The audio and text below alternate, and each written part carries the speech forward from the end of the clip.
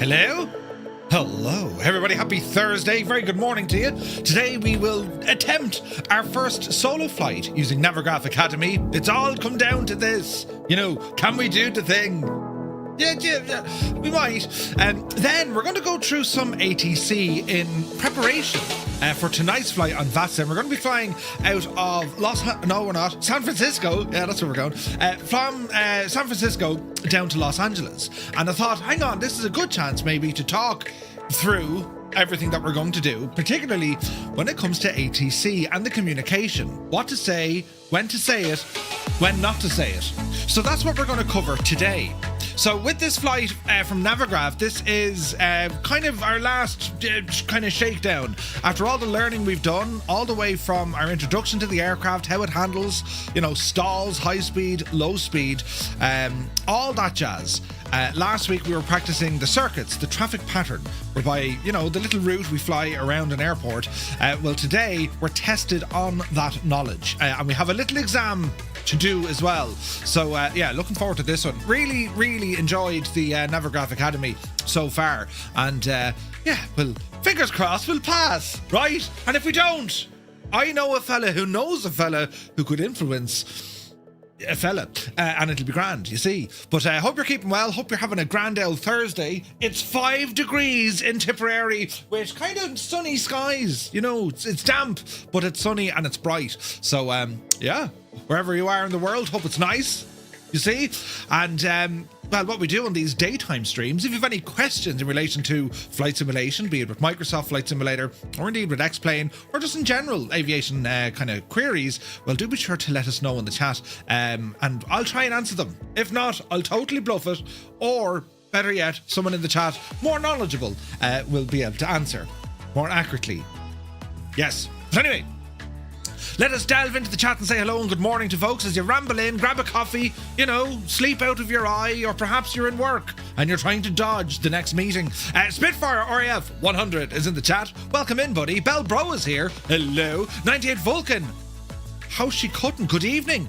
Who else come in there now? Cracker, good to see you. Mutley is here. Hayden, UK. Good morning, man. Hope you're well, buddy. Gar Gaming, good morning. Hope all is well in County Galway. Crafty Tigers is in the house. Welcome in. Idle Cutoff, good morning. Right, Good morning. Yeah, very low, but yes. Good morning. Hope you're well. Change those buttons. Commander Balosh, good morning to you, my dude. 70 streams in a row, man. Thank you very, very much indeed for all the support. 98 Vulcan has 20 in a row. Thank you very much. Malky Mac, a very good morning to you. One Foxy Bingo Gav is in the chat. Good to see you, Gav. Just Roy is here. He says, good morning or afternoon, Murph and chat. Hope you're doing well today. And you, Roy, and you. Apache is here. Good to see you, man. The Impossible Face, good morning. One more sleep to the weekend. Yes, we're looking forward to it. I'm Pierce, good morning. Malky, thank you for 50 streams in a row. You're very kind. Fly Murph is here. Brilliant. Tier 1 for 9 months, man. He says, Murph, your crisp choices are questionable, but your streams are first class. Whoa, now, pull up the handbrake there now. Did you try the tato? Proper tato now, not the other type. And did you put them in the fridge the day before you eat them? I'm telling you, it will change your life completely. Change your outlook, Chalks, good morning to you. Hope you're well. Naughty Gnome is here. Good morning. He says, hope you're doing well, Murph and chat. Welcome in, buddy. Hope you're keeping well. Hope you're having a great day. Maddie Losa is here. A Thursday morning stream. Maddie, that's brilliant. Good to see you, buddy. How are you? Stu Snape is here. Good morning. Happy AB6 day. Fingers crossed. Fingers crossed. 5-year badge. Naughty Gnome, have you a 5? Oh yeah, I didn't do them yet. Oh no! Hang on, I'll put a reminder in my reminder place. Where does this go? Oh yeah, up here. Hang on, look. I'll type it in right now. 5-year badge for Twitch. And, well, I suppose YouTube. Otherwise, Naughty won't be happy. We all know what happens, lads, when naughty Gnome isn't a happy naughty Gnome. He turns into a very naughty. He's a very naughty boy. He gets very mad. Right. I'll have to do that. Yeah, good call, Matty. Yeah, it's good to see you, buddy. Hope you're well. Killswitch is here. Good morning. Working and lurking. You're very welcome in. Not yet. I'll be in Dublin for the next few months, so we'll go for it. You go for it now. You know. Also, Merv, if you're down this neck of the parish, sure, let us know when you're there. Sure, we can go for pints. I believe the pints are only lovely. We can arrange. Dazza T. Arab is here. Good morning, Dazza. Hope you're well. You're looking well. Also, what time do you call this? Only getting out of bed. But yes, let me see here. Sun Jammer, good morning. Morning all, and that aged. Yes, thank you very much indeed. Sun Jammer, it's good to see you, buddy. Who else is here, look? Dave Cleary. Legend Dave. Welcome back, Dave.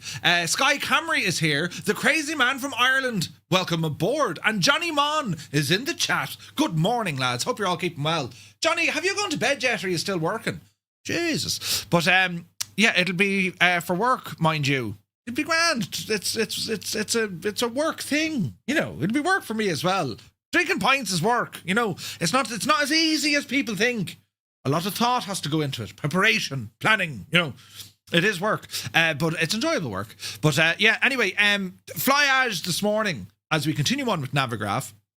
Have you all been trying it? Has anyone not tried the Navigraph Academy yet?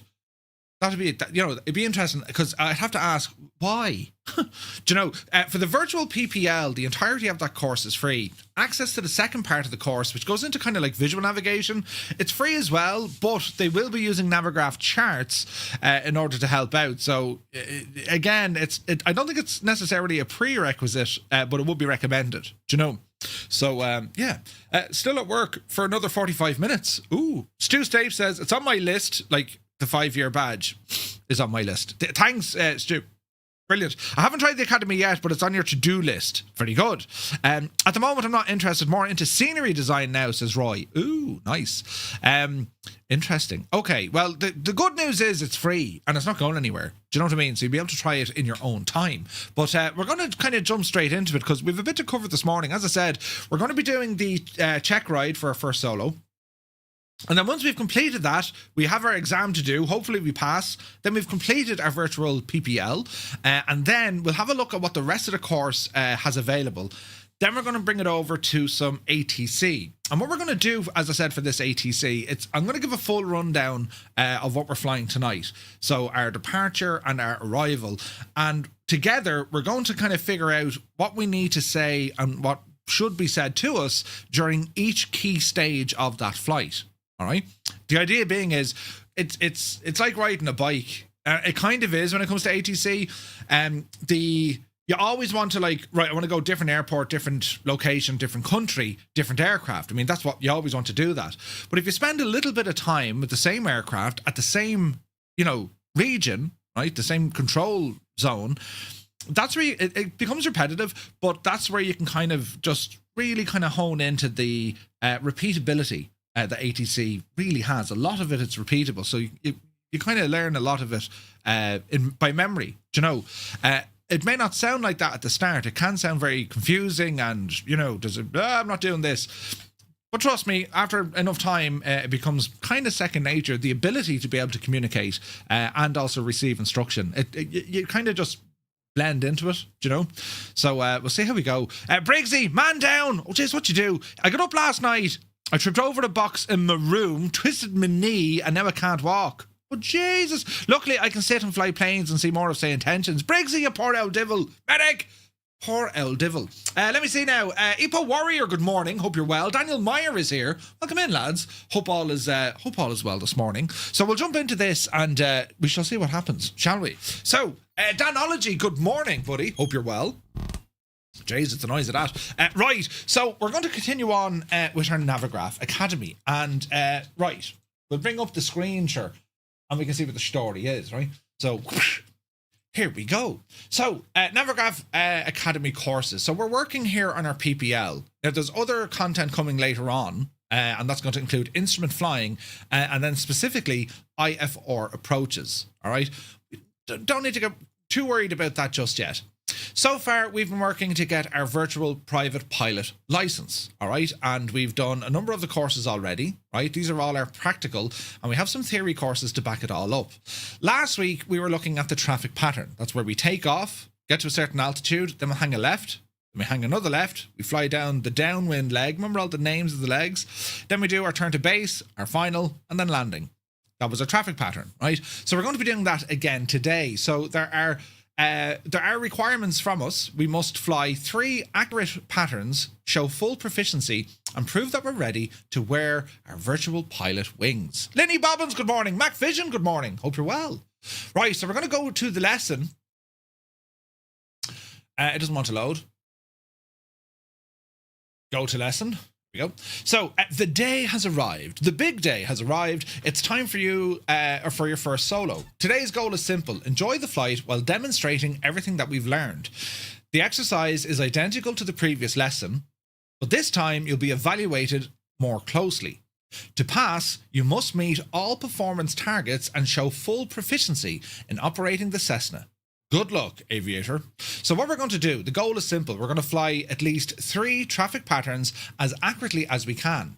In order to pass this check ride, we'll need to demonstrate proficiency in the following. Maintain correct altitude throughout the pattern, staying within the standard traffic pattern boundaries, properly configuring the aircraft on the downwind, base and final, flying the correct airspeeds on each leg, crossing the threshold at 61 knots and at the proper height, and then landing within the touchdown zone without a tail strike or excessive G-force. Right? Enjoy the flight while under pressure to perform perfectly. Exactly. That's how it is. Or for Murph, the day he shows how good he is at crashing a plane. Right. Don't worry. Right? You've practiced all of the above already. We've already done this before. Use the reminder below to rehearse the traffic pattern profile according to the Navigraph Academy SOP, Standard Operating Procedure. Once you're confident, start the simulator, taxi to the runway, and let's get you airborne on your first solo. So a quick recap of what we were looking at the last time. Let's zoom this in so we can all see it, right? We'll go back one. So what we have here, we have our runway, and our direction of flight is take off to the right, and it's around to the left. A left-hand pattern.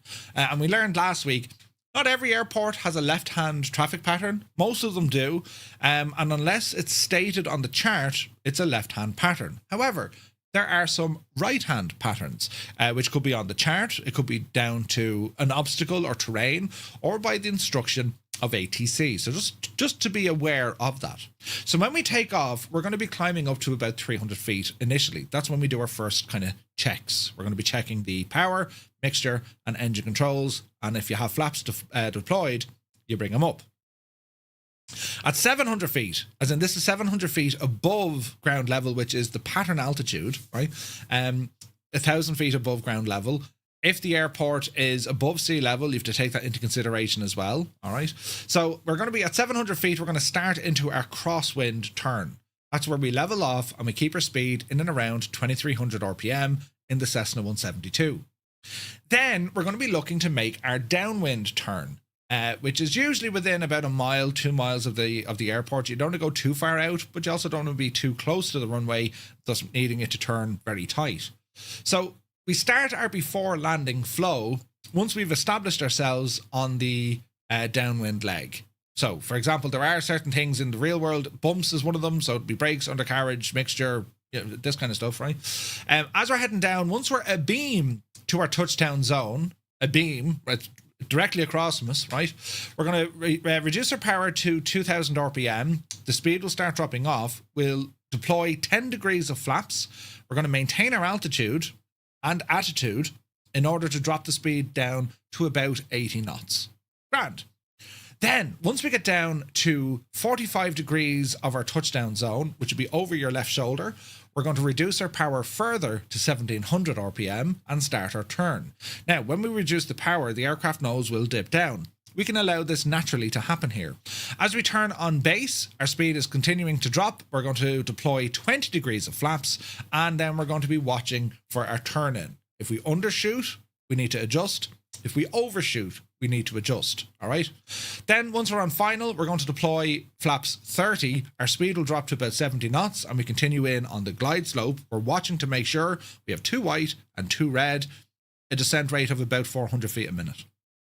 Then once we get over the threshold, the piano keys, that's when we're going to make sure that our speed is now continuing to drop. We want to be holding in and around 61 knots on approach, and then we go for a touchdown. On our first run, as soon as we touch down, it's going to be flaps in, power on, and climb. And we're going to do 3 circuits. So when we take off, we'll do 1 touch and go around. We'll do a second touch and go around. We'll do a full stop landing. 2 touch and goes, 1 full stop landing. That is our plan for today. Are we happy so far? Excellent. Captain Kenobi is here. Good morning to you, buddy. Hope you're well. Hello. So this is the same video we get. It's just from Navigraph to say this is what we're going to do. So we're going to, let me see, click that up on YouTube, and we'll open this up here now and have a gawk of it. So bear with, and we have a quick look at the video from Navigraph. This is the day.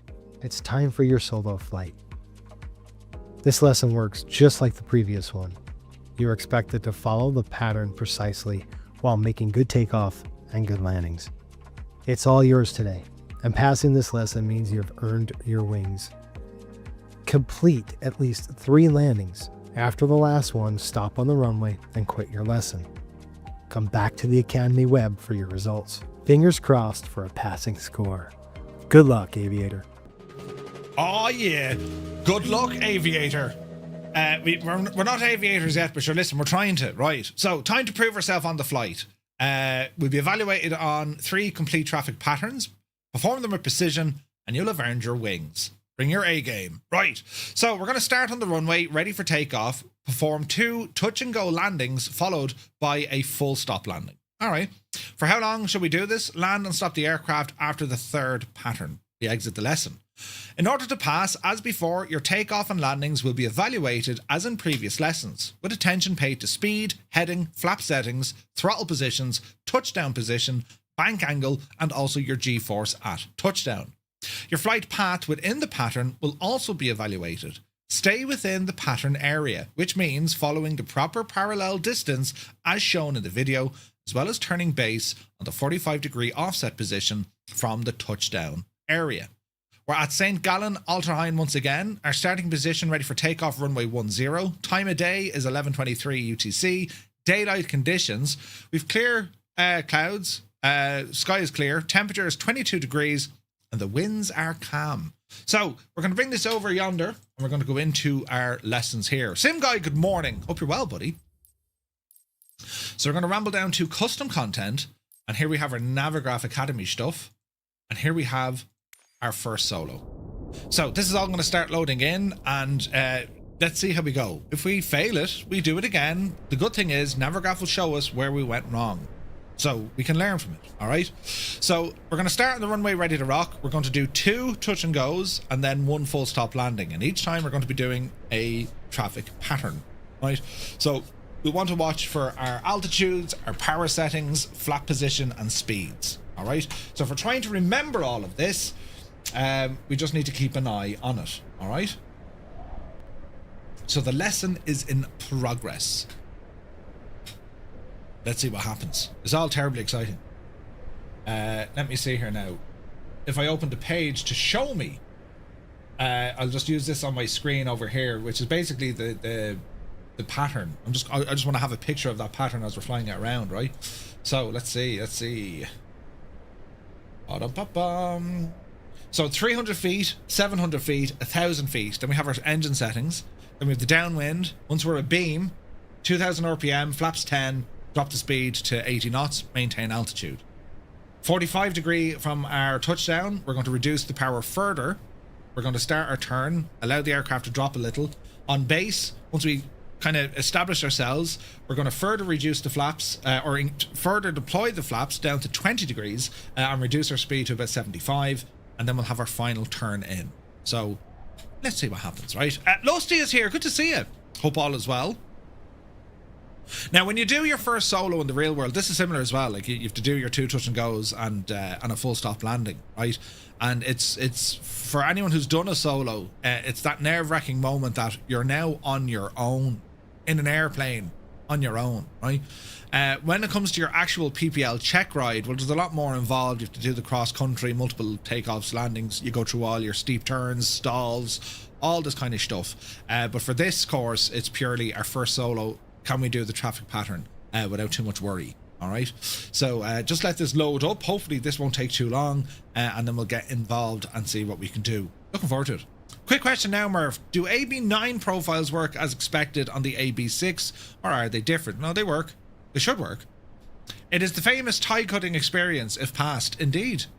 No, so they should work. You might have to tweak some of the settings because the force feedback or response from the AB9 is going to be a little bit stronger.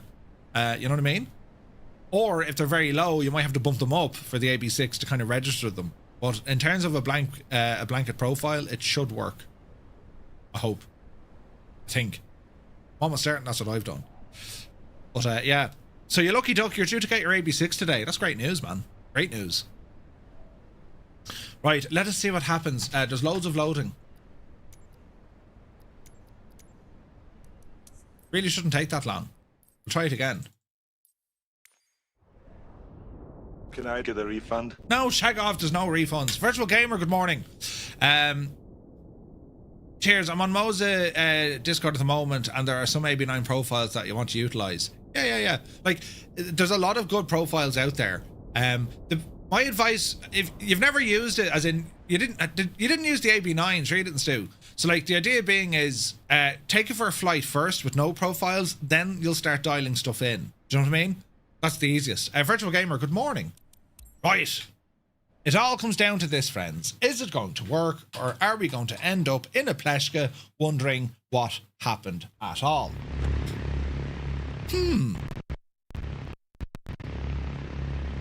Right. Quick check on aircraft and systems. Wait for our stuff to turn on. Now remember the little helpful things. I'll put my heading indicator to the runway heading. That's just, I can visually have a quick look. That's what we're doing, right? My sheep, good to see you, buddy. Right, are we ready? Let's have a quick look. Parking brake is off. Mixture is fully rich. No flaps deployed. We're going to fly the runway heading. Remember, 1,300 feet is the altitude of the airport. That means 2,300 feet is going to be the pattern altitude. All right?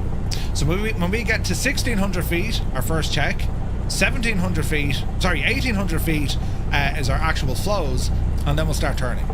Right, let's see what happens, and sure, look it. If it all goes wrong, we'll blame someone else. Power coming in.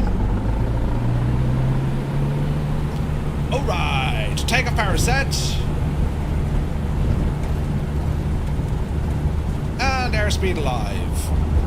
Accelerate till we get to about 55 knots, then we need to pitch to about 74 knots. There's 50, we're getting light, 55, oopsie daisy. We'll pitch up. And we want to keep our pitch to about 74 knots. Sean Game, thank you very much indeed. Cheers, buddy. And we're going to make sure that we're going to be flying the runway heading. That's looking good. How soon can you land? I can't tell. You can tell me, I'm a doctor. No, I mean, I'm just not sure. Or can't you take a guess? Well, not for another 2 hours. Alright, there's 200 feet. You can't take a guess for another 2 hours? Looking good. Climb is good. Right, 1,800 feet.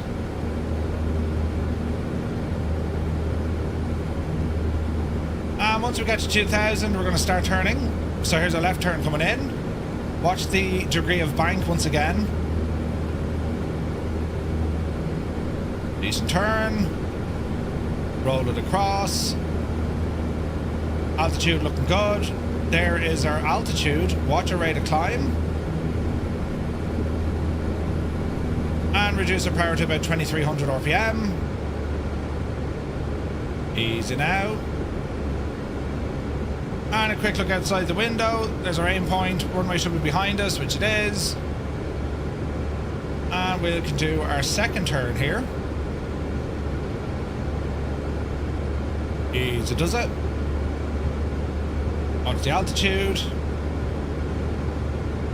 Speed is good, power is good. Small bit of adjustment as we're turning.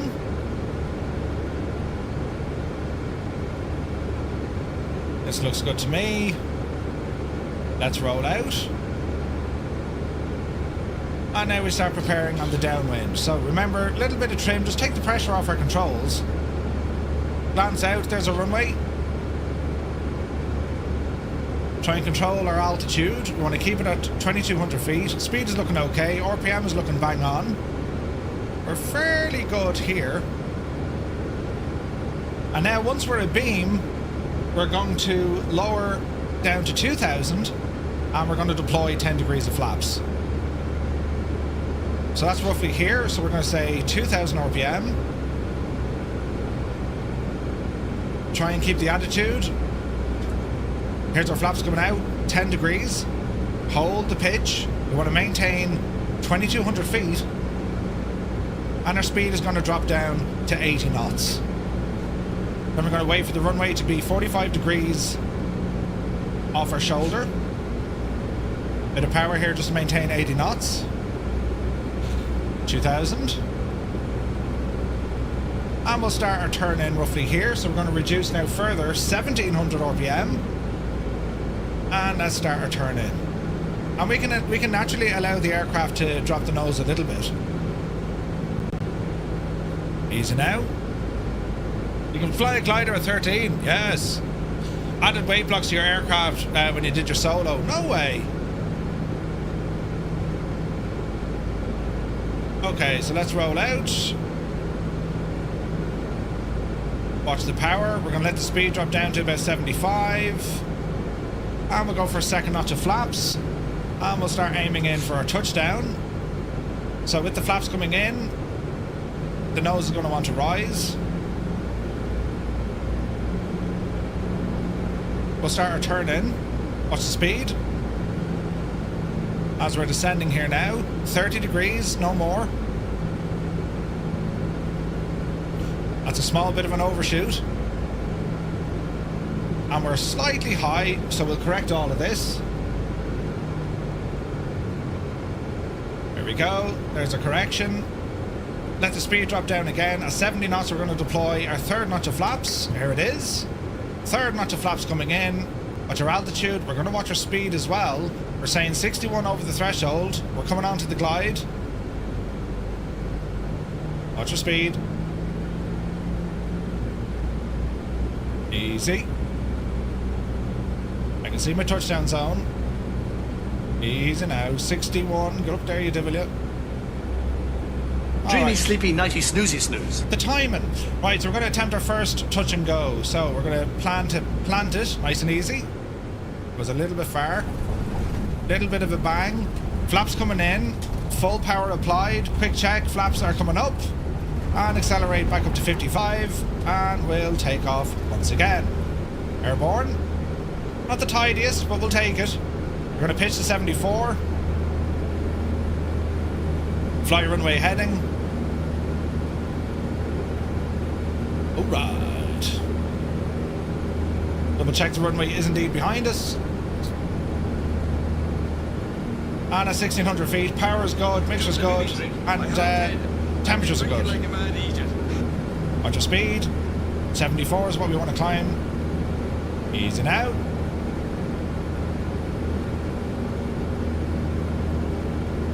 That's looking a little bit better. We'll start our turn here now in a moment. You're 4 miles away from the world's best gliding centre. No way! Right, there's 2,000. Here's a left turn coming in.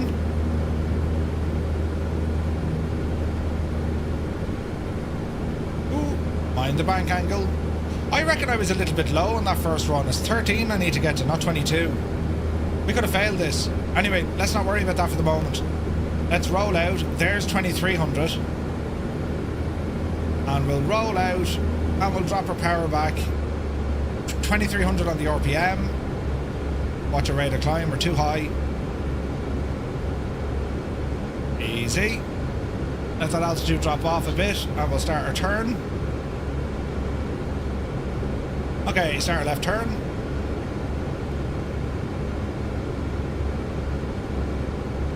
Alrighty. So 23 is where we want to keep this at. So I think it was too low. I was too low on my first pass. All right, let's roll out. Still at 2,300 feet. Looking here left is the airport. Be interesting if I pass this.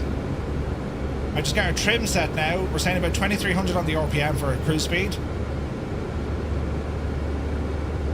We're looking all right.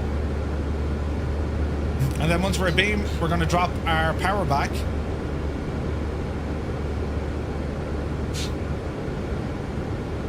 Not too bad. Another little bit to go. Looking at our landmark on the horizon while we're doing this as well, right? Okay, we're abeam, drop the power. Let's go 2,000 on the RPM, hold the attitude. Speed needs to drop.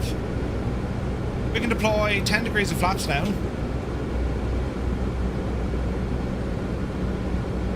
And we want to keep that speed at 80 knots.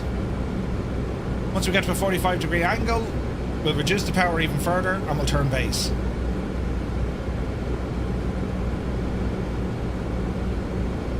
Okay, roughly there. Power coming back.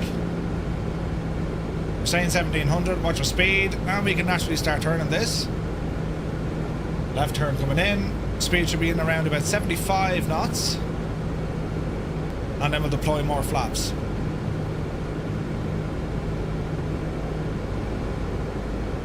Okay, here's our base leg. Got ourselves situated here. Drop a little bit of power. We're high. Second notch of flaps coming in at 76 knots. And we can now start descending in order to maintain 75. And we'll start for our turn in. Roughly here. Again, throwing it at 30 degrees. Let's see what we can do. A little bit tidier. Watch our rate of descent. Still at 75 knots. Third notch of flaps. Keep the aircraft pointed down. There's our speed starting to drop off. Easy.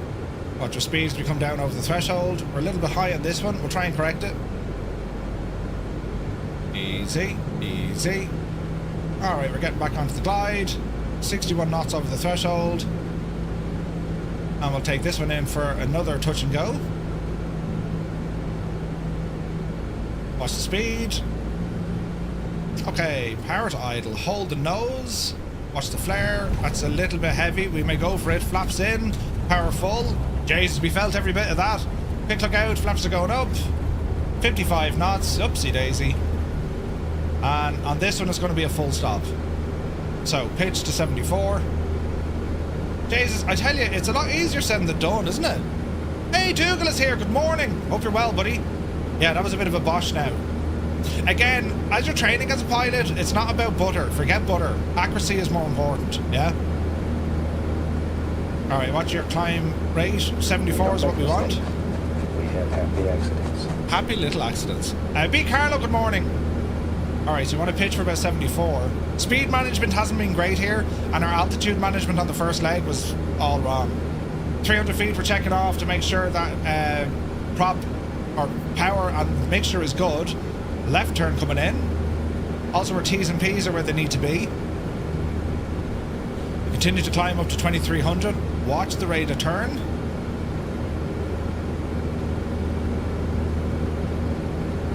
And we're going to roll out.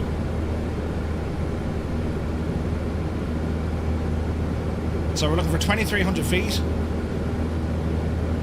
which is there.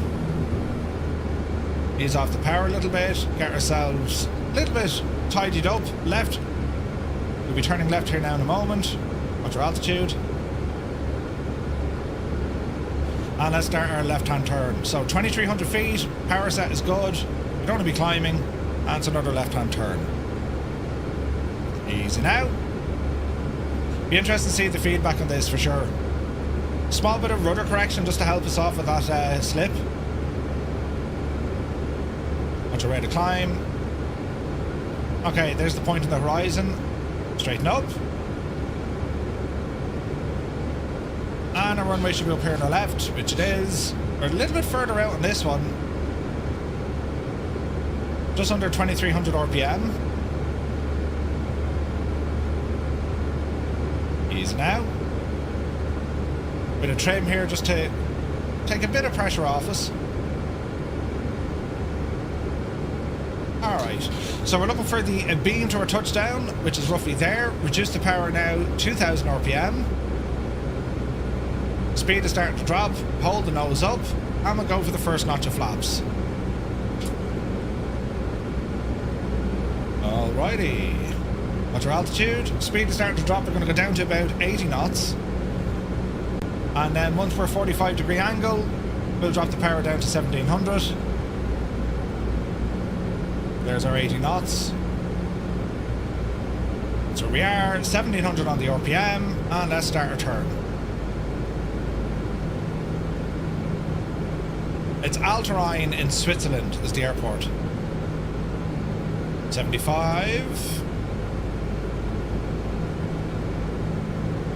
Easy now, watch the rate of descent. We want to be down at about 75 knots.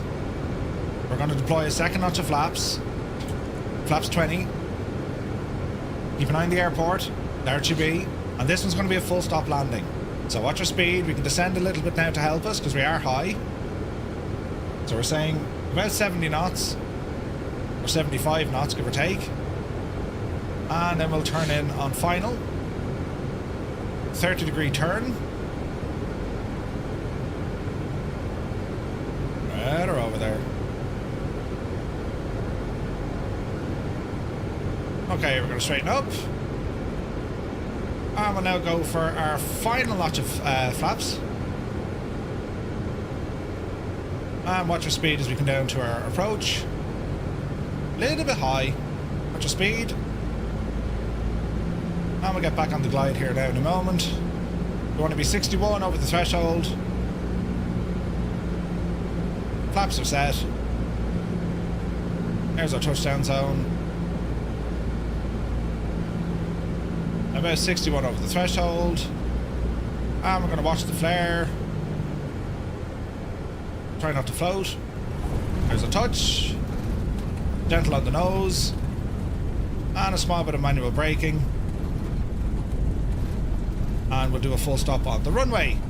It'd be interesting to see how they score us on that. I mean, that was our full traffic pattern, right? So let's see what happens. Okay, there is a full stop. We'll now end the flight. And let's see what Navigraph has to say about that. All right. So, this could be good or very good. Lesson in progress. Let's see what happens, right? I know the first lap altitude was 100 feet below, so I don't know what they're going to allow for that. Also, my speed management on the first lap wasn't great. The second lap was a little bit better, again struggling with the speed, and the landing was quite rough. The third lap, altitude seemed okay, but once again struggling with the speed. Stu Snape, great news, great news. So when you're done with the lesson, end the flight and come back here. So we're just going to wait for Navigraph to detect all of this. P.S. Miranda, good morning. Hope you're well, buddy. Hello there. I did a thing of pressing buttons with GG Machines. Oh, good man yourself, Crotty. Were you talking to Rob? Hopefully now, have a chat with him on the telephone and tell him what the crack is. Do you know what I mean?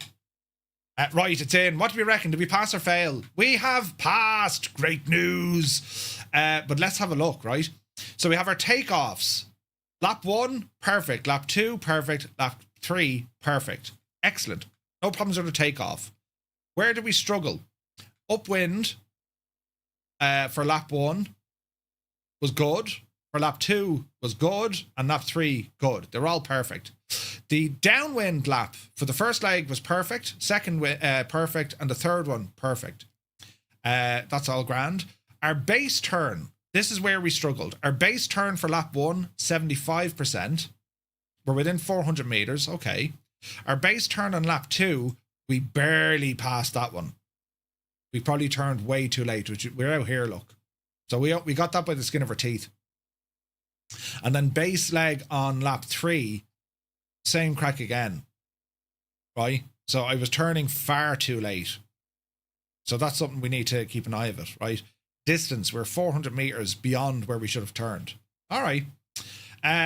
So there, the energy management. So short final was perfect. Threshold was perfect. On lap 2, good again. On lap 3. So our energy management was actually good. Our landings, our first landing was satisfactory. Fair enough. Landing 2 and landing 3s were good. All right. So now we have an exam. We have an exam now, right? So we've done our circuits and we've passed. That's the main thing, we've passed. So it's time now to take a full exam. So this is an introduction on how to get Navigraph Academy, or how Navigraph Academy works. Get started with Navigraph Academy. So what's this? So we need to do our exams here. So we have you're ready for your exam. 0 to solo exam, right? Yeah, the feedback is really good, Noddy. It's very, very good. So we have 20 questions, time limit of 60, and we need 75% or more in order to pass. Right. There's a lot. Jesus. Right. Okay. What happens when we move the yoke to the left? Okay. So what happens when we turn the yoke to the left? The right elevator goes up and the left elevator goes down. The right aileron goes up and the left goes down. The left aileron goes up and the right goes down. And the left elevator goes up and right elevator goes down. When we know when we move the yoke left or right, that's not the elevator. Up and down or forward and back, that's your elevator. So your ailerons, yeah? So when you turn, what happens? Try and picture how the aircraft itself turns. Is it the case that the left aileron will go down, the right will go up? Think about it. Or is it that the left aileron goes up and the right aileron goes down? Make sure you're in a calm, undisturbed location, right? That'll work, right? So what do you think? As we're turning, the direction of which the ailerons move, yeah? So that's what you're trying to figure out. So if you're turning, for example, to the right, if we're turning right, the wing on the right needs to drop. So think of the aileron as a deflection. How is that going to move? Yeah? Left aileron goes up and right goes down.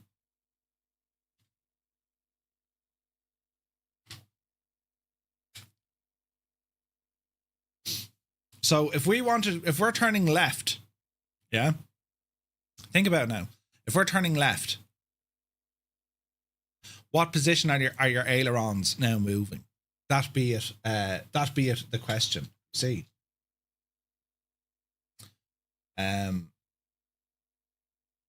That was covered in part 1. Johnny says left up, right down. Left up to push the left wing down. All right. So we're saying left aileron goes up and right goes down. That's what we're saying. Want to turn left? Next.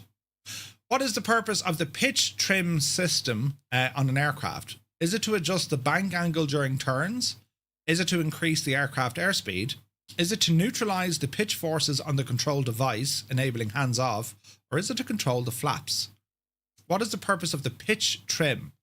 It's to neutralize the pitch forces, i.e. take the force out of the control and hold it and neutralize it.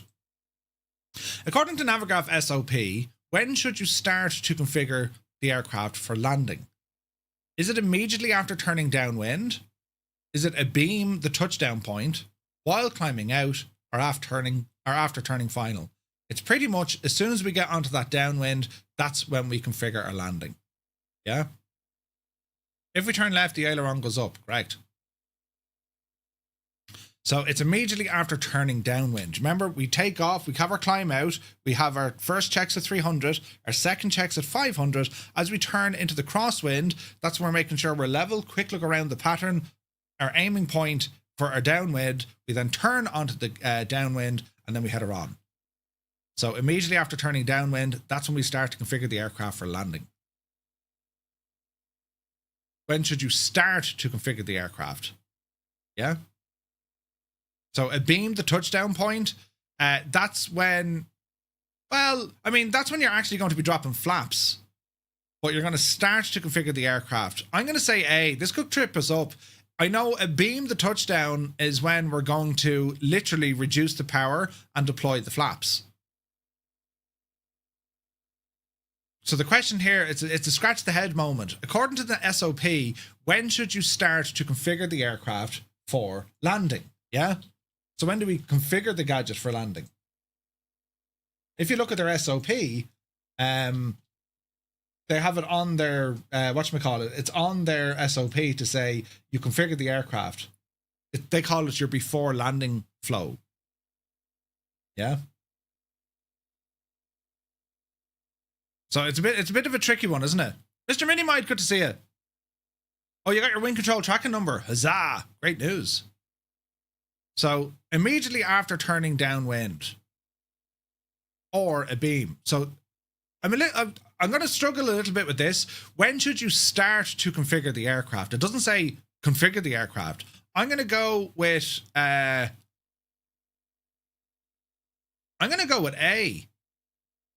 And let's see what happens. If we get it wrong, well, then we know it's definitely B. But I reckon it's A. At least following their SOP, because that's when they tell us, you know, we're preparing to go through the landing. You know what I mean? Or you're going through your before landing flows. So when should you start to configure the aircraft for landing? Technically, you're configuring the aircraft abeam the touchdown because you're reducing your power and you drop your flaps. I'm going to go with B, and if we're wrong, let's see what happens. Monty is here, good to see it. What is the proper stall recovery sequence from an incipient stall? Remember these. What is the proper stall recovery from an incipient? Full power, nose up, then level the wings. Reduce the angle of attack, apply power, level wings, and stabilize the climb. Add full flaps, pull the nose up and reduce power. Retract the flaps, and then push the nose down. What is the proper stall recovery? Well, it's not the bottom two. Power full, pull up the nose, and then level the wings. Not for a stall. Reduce the angle of attack, apply power, level the wings, and stabilize the climb. It's got to be B, right? 8 Barley thinks it's A.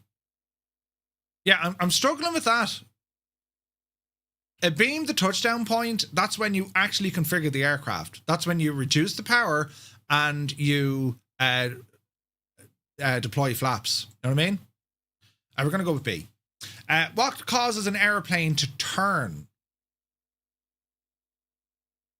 What causes an airplane to turn? The camber of the wing, high pressure acting on the wing, low pressure acting on the wing, or the horizontal component of lift?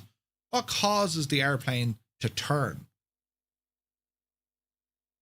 You have both high and low pressure acting on it, right?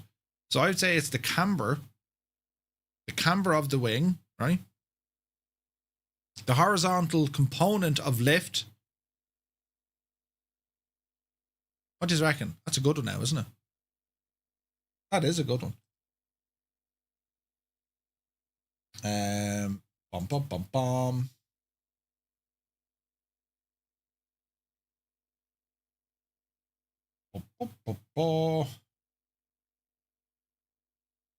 It's that other question that's completely shown me off or thrown me off.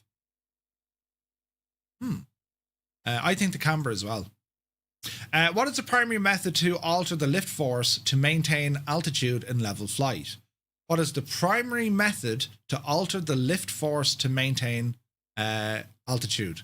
Adjust the flaps, change the RPM, change the pitch, or change your airspeed. The primary method to alter the lift force to maintain altitude in level flight. They're designed to trip you up a little bit, aren't they? Because you're like saying, hey, huh? Power will bring the nose up, but if I pull up, well, sure, that'll do the same, right? RPM, not necessarily RPM. Not like if it's RPM, we're saying, okay, well, you can, well, in this case, the Cessna, yeah, it's applying power, right? So yeah, it would be actually. Or changing your airspeed. Well, I mean, you can change your airspeed by pitch, you know? So it has to be power. It has to be power, you know? The primary method to alter the lift force to maintain altitude in flight. You want to maintain altitude. So you could say, right, pull back on the yoke, that'll maintain your attitude. This is asking us about our altitude. You know what I mean? I'm going to say RPM. If we get them wrong, we get them wrong. In a power on descent, what happens to the what happens to the airspeed if you reduce power without adjusting pitch? So in a power on descent, what happens to the airspeed if you reduce power without adjusting your pitch? So we're descending, and if we reduce the power and we don't reduce the pitch, what happens? The pitch, does it increase, decreases, nothing? It first increases, then increases. So I think, Brew Crew, good to see it. What we're saying here is, in a power on descent, what happens to the airspeed if you reduce power without adjusting pitch? So if we reduce our power and we haven't adjusted our pitch, what happens to our airspeed? So we're descending, we reduce the power, what happens?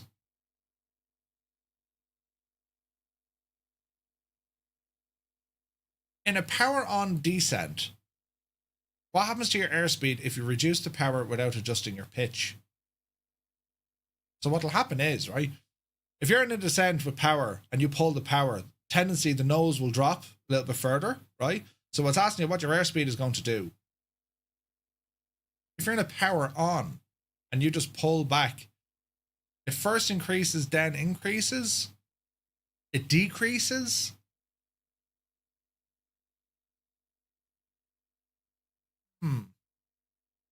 Like, the question they're trying to get at here, if you were to change your power setting, if you were to take the power out, it doesn't matter if you're in a climb or a descent, when you reduce power, the nose tends to drop, yeah? So what's asking us here is, on a power on descent, what happens to the airspeed if we reduce our power? So your airspeed, you're going to pull back the power during this descent, and you don't change your pitch. So the aircraft will now start pitching down further. I would have to say it's nothing would happen. As in, what happens to your airspeed? The wording is tricky, yeah. Like, will your airspeed decrease? Possibly. Depends on the angle of attack, right? If it first increases, then decreases, well, no. It shouldn't go faster and then decide to slow down. So your airspeed without adjusting the pitch, like, to what level? We'll go with B.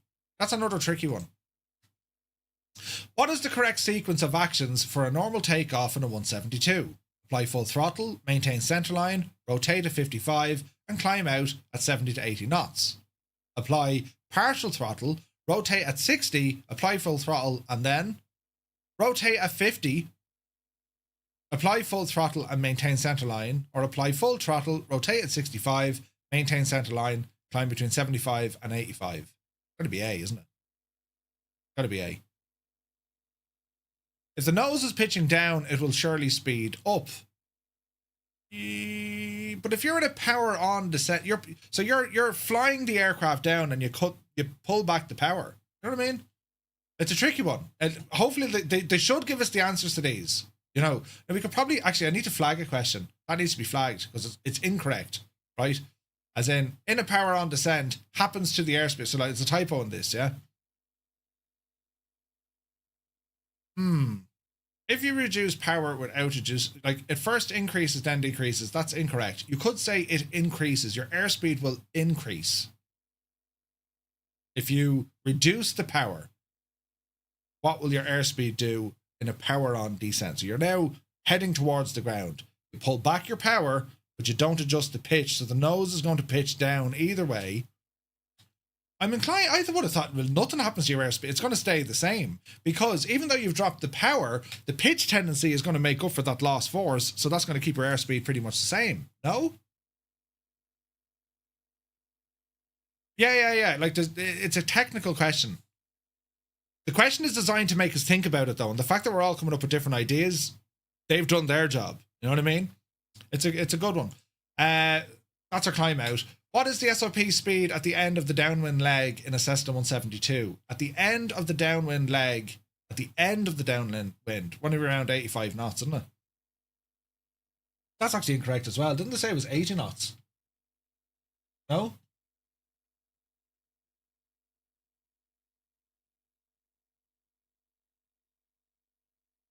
At the end of the downwind leg, because we're going to get down to 75 knots.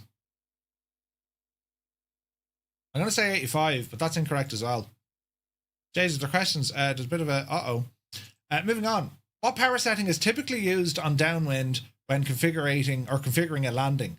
What power setting is used on downwind? It's around 2300 RPM. All right. If airspeed is too low during a power off descent, what correction is needed? So your airspeed is now too low during a power off descent. What do we do? Do we reduce the pitch, as in lower the nose? Do we add power? Do we retract the flaps, or do we apply the rudder? The answer, we add power. If the airspeed is too low, add power, right?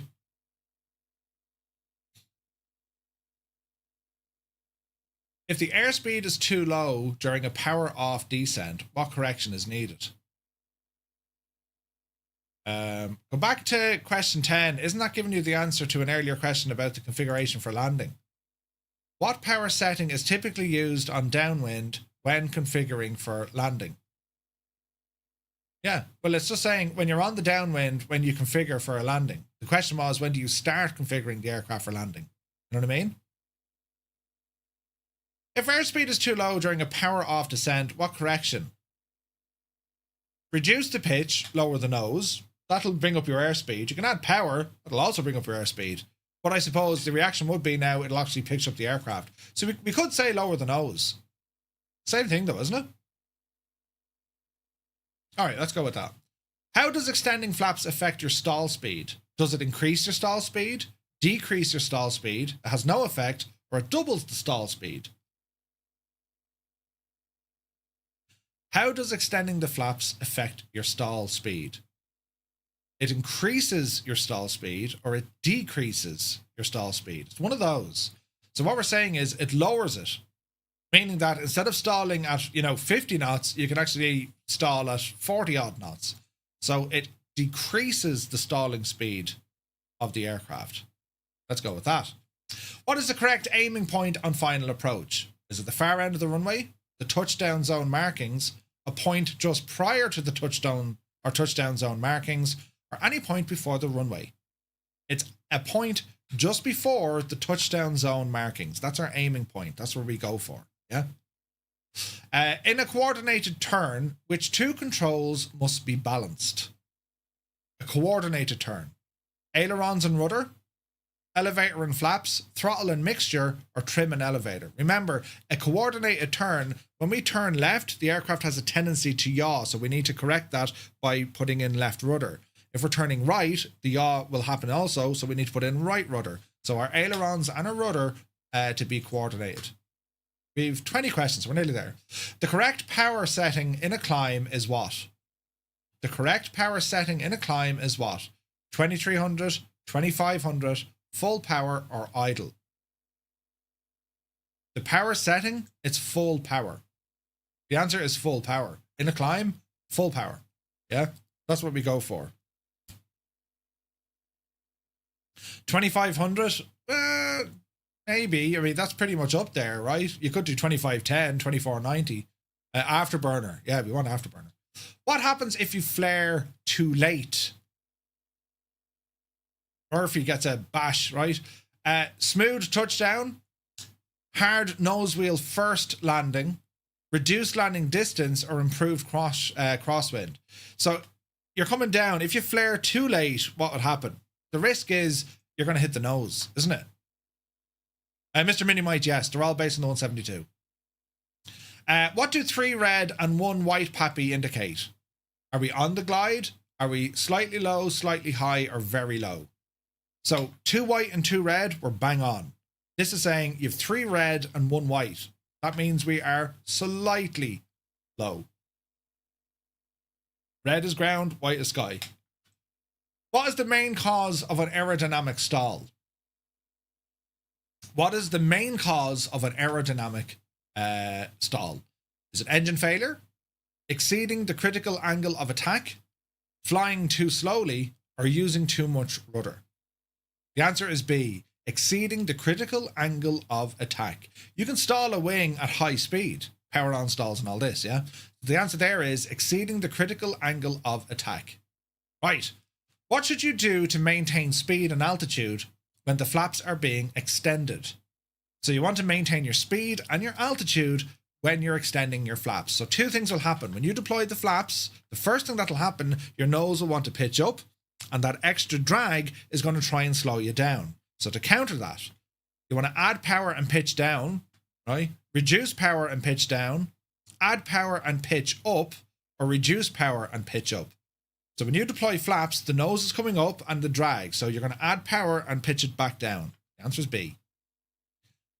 Why is right rudder typically required during takeoff in a Cessna 172? So when we're taking off, why do we throw in a small bit of right rudder? Do we do it to correct for crosswind? Is it to counter the slipstream effect? Is it to keep the wings level? Or is it to counter adverse yaw? That's another tricky one. Why is the right rudder typically required? Because the slipstream effect, that's technically what it is. From the propeller spinning, coming down the side of the fuselage, that creates, downward motion on the right elevator, causing a yaw effect, right? Now, you could say it's to counter adverse yaw. To counter the slipstream effect or to counter adverse yaw? That's a good question. Eamon, good morning. So you're saying it's to counter yaw, but what about the slipstream effect? What are your thoughts on that? So the slipstream effect is caused by the air coming off the propeller down the side of the airplane, causing the P factor, torque, that neck of the woods. We're in that sort of territory now, right? So we're saying, well, hang on, what causes the airplane to veer right or left, or that yawing motion? Yeah. It's called a spiraling slipstream, technically. Correct and right. Outer marker. Good to see you, buddy. And it is the correct answer. I would say slipstream. The slipstream pushes the tail, so induces yaw. That's my gut is telling me go for B, because that's the cause of it. So it's asking us, why is the right rudder typically required during takeoff? You know? They steer like an old trolley, right? But we go with B for the crack. Right, let's see what happens. We've definitely gotten some wrong. This is the end. Is that you flagged question 7 and 9, right? Submit. Are you sure you want to submit it? Yeah, go on. Oh, we got 90%. Now, what did we get wrong? Straight and level flight in theory is essential. Go back over pitch power relationships, the effect of the bank angle on lift, and why rudder is needed to counter adverse yaw turns. Questions 3. Correct 1. Is it not telling me the exact? So this is where it hit us, right? Level flight and turns. Straight and level flight. So we got 2 wrong here. It's not showing me which ones.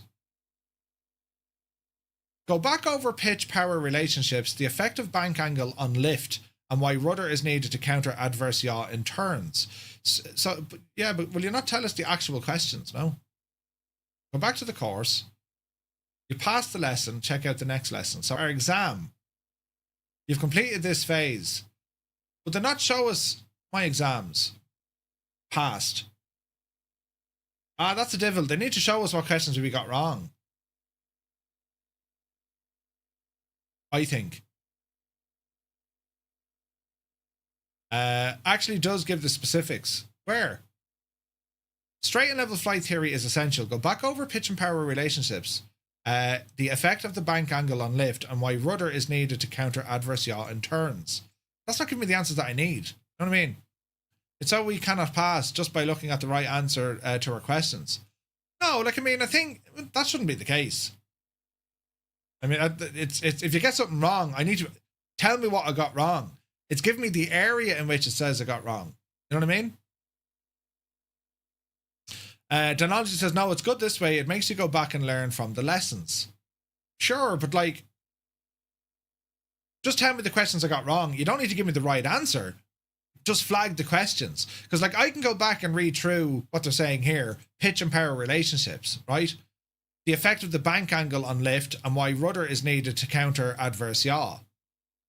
Well, adverse yaw, they came up about a coordinated flight, which was ailerons and rudder. They asked us a question about why would we apply right rudder on takeoff. Now, are they referring that's adverse yaw, or are they calling that the slipstream? Do you know what I mean? Like, how can I identify what questions they got wrong, or what questions I got wrong? The two questions we struggled with, you know, it was one. I don't know. MG Record, good to see you, buddy. It's on the Navigraph website. Like, it's good. It's very good. But for me, I'd rather be able to see what questions were wrong. The actual questions. I don't need the answer. Just tell me exactly what question I got wrong. Because then, like, it may not be a lack of understanding the course material. I think it's a lack of interpreting the questions. And that's where the challenge is, right? It's the wording of the questions. Because we're not quite sure. We're thinking, well, did they mean this or did they mean that? You know what I mean? That one about yaw, I think, and one other question. Yeah. So, yeah, I'll feed this back to them because I think it's important that we get the feedback. I think we need to know. I think it's important for any pilot to know you got that wrong, you know? You don't need to be shown the right answer, but just focus in on the exact questions that you got wrong, because then you know, right, I got that one wrong. You know what I mean? I'll feed this back to them. Because I think we'll do a snippet, because I think whatever about knowing the right answers, go off and relearn it. Don't just give me the answer. That's kind of like a cheat, right? But what I want to do, I want to learn, you know, how do we change the color? I need to learn what they meant by the question. You know what I mean? So we're going to copy that and we're going to go into Navigraph and I'll chat to the lads on it and see what they have to say. Let's have a look.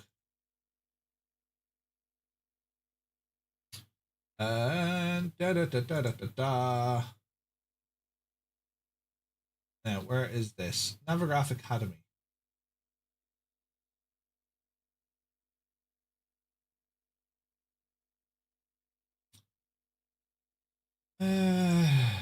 Partners.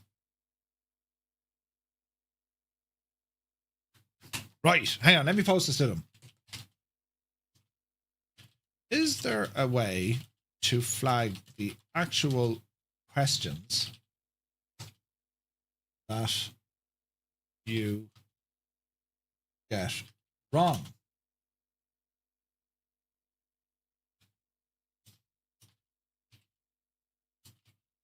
Might be difficult to interpret the question rather than providing the correct. It might be difficult to interpret the question. So if you could flag what was wrong, no need to show the answer, but flag the question. That would allow folks to understand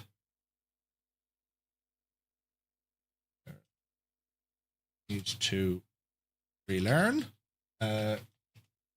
revise, or a different, allow folks to understand.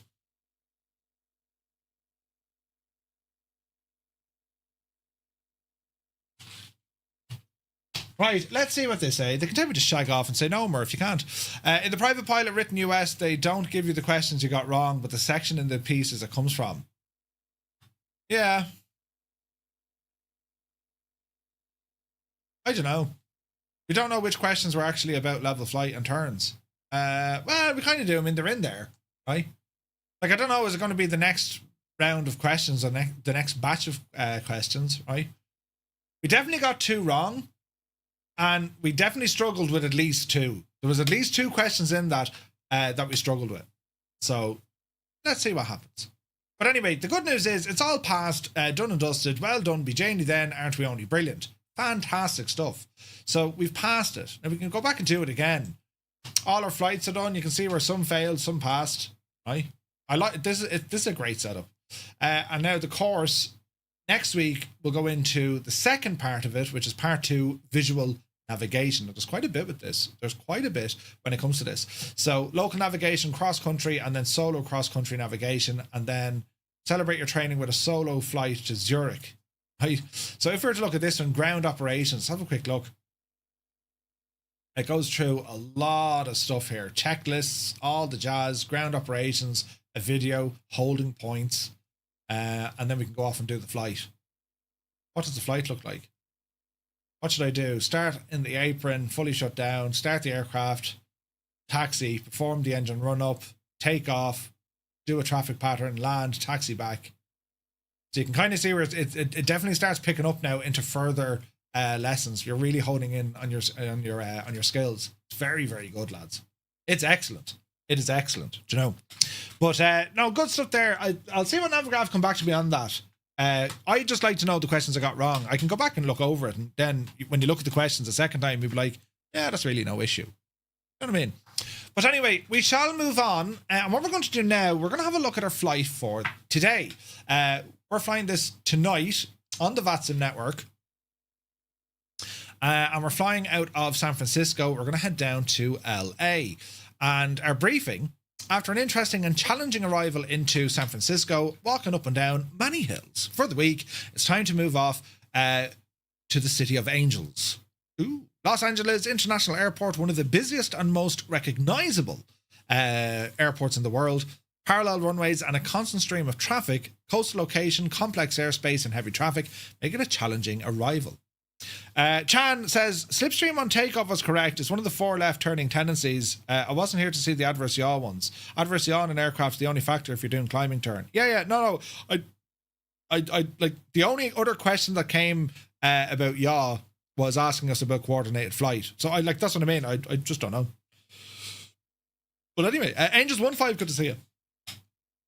So our flight tonight, we'll go over to SimBrief because we can horse this part in, and we'll go to VATSIM, right? And we'll also bring up SkyVector here.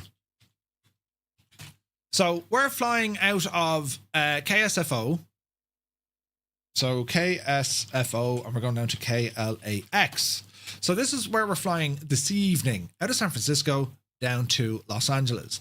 It's just shy of 300 nautical miles, but depending on what our SimBrief flight plan will give us, it's going to be this. Horse this into SkyVector as well. And that's our IF4 flight. That's what it's going to do, right?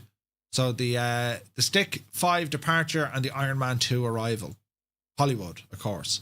So that's going to be a total distance of 322 nautical miles, right? And looking at this, we'll have a quick look at VentuSky and get the weather. Let's have a look. Okay, so San Fran down to LA. So the temperature right now, it's kind of nighttime, so let's go to this evening. San Francisco weather is going to be somewhere between 14 and 17 degrees, and Los Angeles is going to be into the mid-20s. So it's going to be nice, right? It's going to be nice. Wind speed, as the day goes on, in and around San Francisco, wind is coming from the east, blowing west. And once we get down to Los Angeles, it comes down from kind of the north. It's all over the shop, to be honest. So our landing runways, we'll have to wait and see. There is easterly airflow, but then it gets interesting down here. Now our gusts, nothing to worry about there. There's no strong wind, not really. Okay, so let's look at wind speed at altitude. So along the way, at altitude, it's a headwind, but it's actually very light. Very calm winds. Probably the 25s later. Okay, sweet. Thanks, Dougal. So the weather's actually very light. 8 to 10 knot headwind. Worst case scenario with like 20 knots coming in over Bakersfield. All right. What about cloudage? So cloud cover 8 o'clock and 10 o'clock. There's a little bit starting to blow in, but nothing major. There's nothing major there. We're not expecting any heavy cloud. I might get a trickle of it into LA. And with that, are we going to get any precipitation? Unlikely. unlikely. You might get just fog, right? There's rain, but it's miles away. There's other mad weather, snow, ice, the whole shebang. But over this neck of the woods, we're fairly okay. So our weather looks actually fairly okay for this evening. Clear skies, nice temperature. Weather is no factor that we can see. Okay, so our flight plan, yes, departing out of San Francisco and arriving down to LAX, which is a wonderful airport to fly in and out of. It's just one of the most famous ones. But what we're going to look on today, we will do our full briefing, looking at our SIDS and stars and en route and all this. But what I want to do is focus in a little bit on the ATC voice procedure. What we need to say, because we're going to be flying this one on VATSIM tonight. All right. So let me see what we'll do. We'll go into our sim and we'll load up in our aircraft. And tonight, once again, I'm taking the 737. And it is our cargo variant. And we're going to load in up in San Francisco. Now can't remember where we dropped this off the last day. We're up here, I thought we were. So we'll come up here, up by the Coast Guard. And we'll just change our time of day here. Just so it's daylight. Right? And what I want to do on this, we're going to talk about the ATC voice procedure during this flight. And the idea being is, if I can explain this and it kind of resonates and you're able to understand it, it's very much kind of copy and paste into other different types of flights that you're going to be doing, right? So, into... Set parking brakes to request ground services. Very good, Jemima. We'll do all this here now in a moment. Let the plane do its stuff. Parking brakes need to be set. So, here we are in our 737. Which is cold and dark, parked up on the ramp. Right. So what we need to do is look at our flight, and there's different phases of our flight, okay? So I'm going to show you some notes here, and we're going to talk down through them, because we have our different phases. Now, this isn't verbatim, but this is just to give us an idea. So what we're looking at here, we have different sections or different chapters of our flight, all right? So we're going to call this one our pre-flight. We'll have pushback, taxi, takeoff, your departure, your en route, your descent, your approach, your landing, your taxi in and shutdown. These are all the main areas that we're going to cover, right? So let's talk about each one, and hopefully this will start making a little bit of sense for you. And I'll put this somewhere handy if you want to follow along. I'll put this somewhere handy, right? So, put approach down here. So, pre-flight. What happens in our pre-flight? Well, this is where our flight planning comes in. And that's what we're doing right now. We've actually started flight planning. We've checked our route. We've checked the weather. We've an idea. We're in the planning phases of our flight. And this works with any flight. VFR, GA, IFR, airliners, doesn't matter. You do the same stuff. You plan for your flight. And what we're doing is we're checking the route, we're checking the weather, we're checking scenery because, well, we're sim pilots, so we need to make sure we have the scenery. We're going to make sure the aircraft works, and we need to keep an eye out on things like alternate airports, if there's any events on with VATSIM, all this kind of stuff. SimBrief is going to do most of the work for us, especially when it comes to fuel, the alternates, any NOTAMs that were important to us, right? But we'll keep an eye on them as well. Then we need to get our weather information for both our departure and our arrival airports. And again, that comes into the weather, right? But you're going to need to hear or to listen to the ATIS information prior to talking to ATC, because they'll want you to know you have the accurate weather. So the ATIS information is basically the METAR, Meteorological Area Report, Terminal Report, right, for the airport. That's going to explain to you, this is the current weather. All right. And the current weather is based on, they'll give it a letter, and the letter will let you know. Wind Control have set up an official Discord and Reddit. Ooh, nice.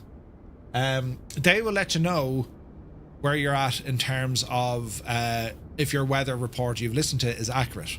Okay. After that, we then look for a clearance delivery. A clearance delivery.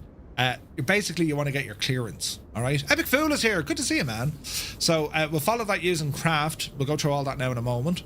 So you plan your flight, you get the weather, you listen to ATIS, you get the information, and then you request your clearance. And we're going to talk, this is what you say and how you say it. Once you get your clearance, the next up is going to be push and start. Now, in the United States, not all of them ask, you don't need to report push or start, you just push and start. Some of them, though, they will.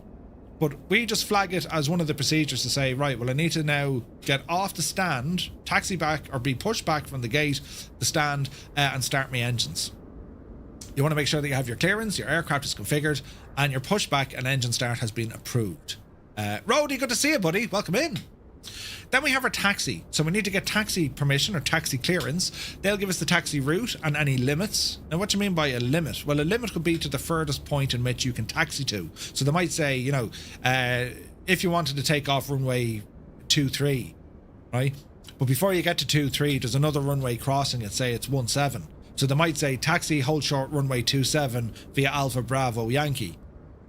So it's a limit. They're not giving you the full story just yet. In a box, man, good to see you. So that's what we mean by taxi.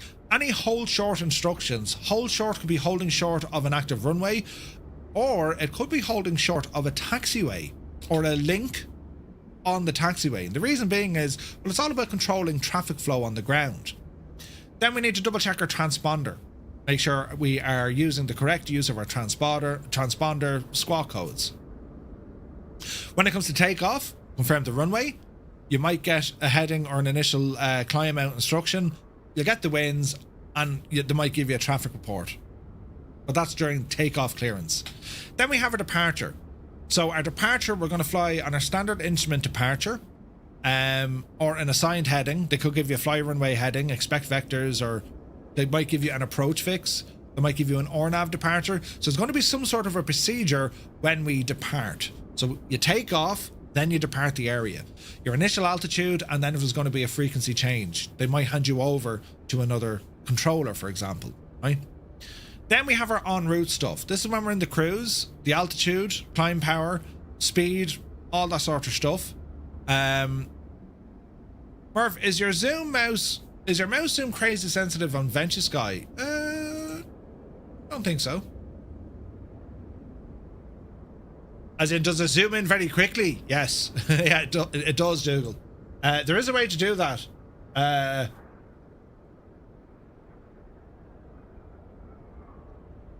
Motion speed. There was something in here, I think you can edit that. But yeah, it does zoom in very, very quickly. Yes, it does.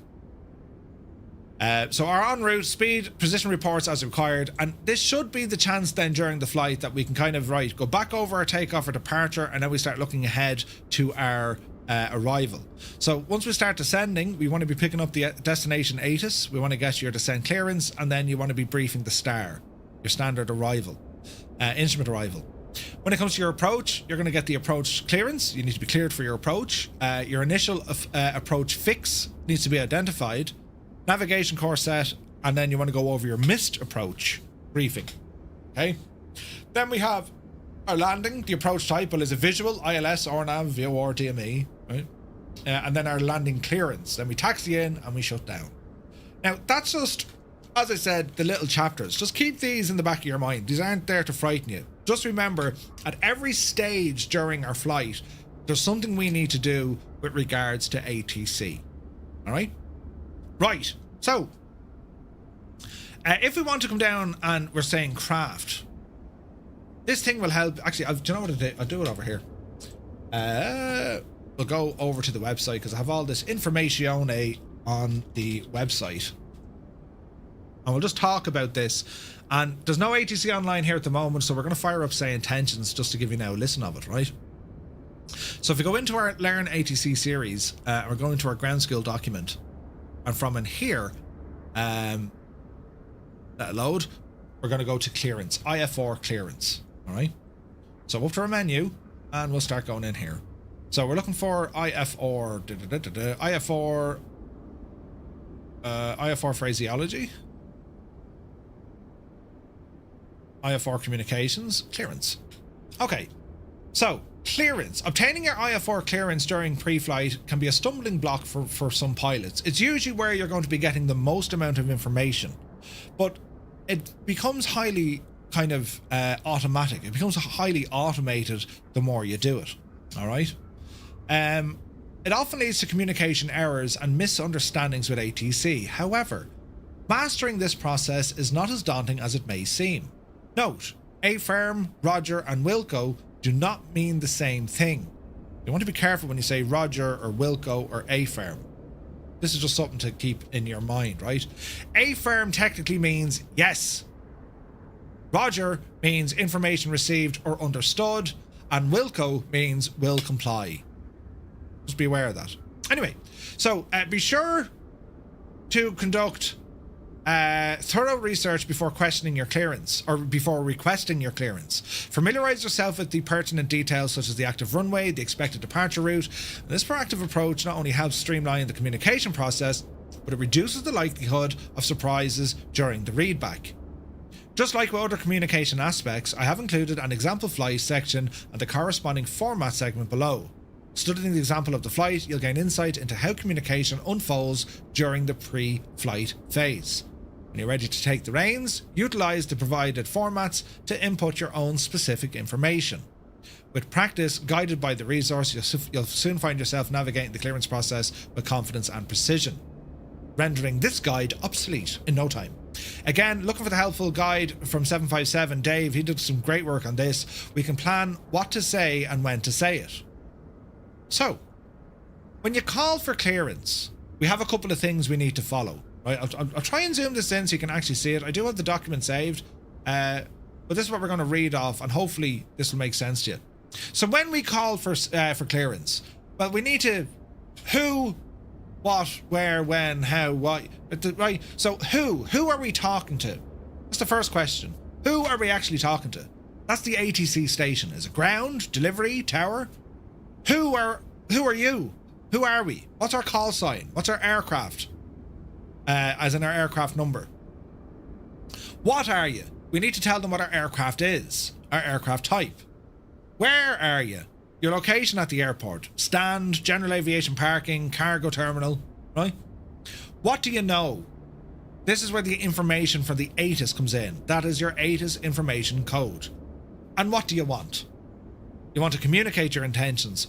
You want an IFR clearance. So we fill in the blanks. So see what the blanks are? Departure, call sign is at, location, information, request IFR clearance. So let's fill it in. So let's say San Francisco delivery, November 23, or Firefly Air 235 is a Boeing 737 at the cargo Boeing 737 at airport name. If you're talking to the same airport, they know who you are. If you're talking to a center controller who might be over many airports, you would put in the airport name, and we have it down here. We might have to include the airport name depending on what ATC station is active. So typically it's going to be San Francisco delivery, Firefly 235 is a 737 at the cargo ramp, information Delta, request IFR clearance to Los Angeles. Make sense? We're filling in the blanks. All right. For the purpose of this lesson, we'll be on the ground at Shannon. Always check to see what controller is active. So this course went through the actual flights, right? If ATC is online, we'll probably get a PDC. Yeah, we probably will. Yeah. But again, it's just understanding what's going to be said, if it's going to be said. So for example, the pilot will say the area you're talking to, your call sign, what you are, where are you, what information do you have, and what do you want.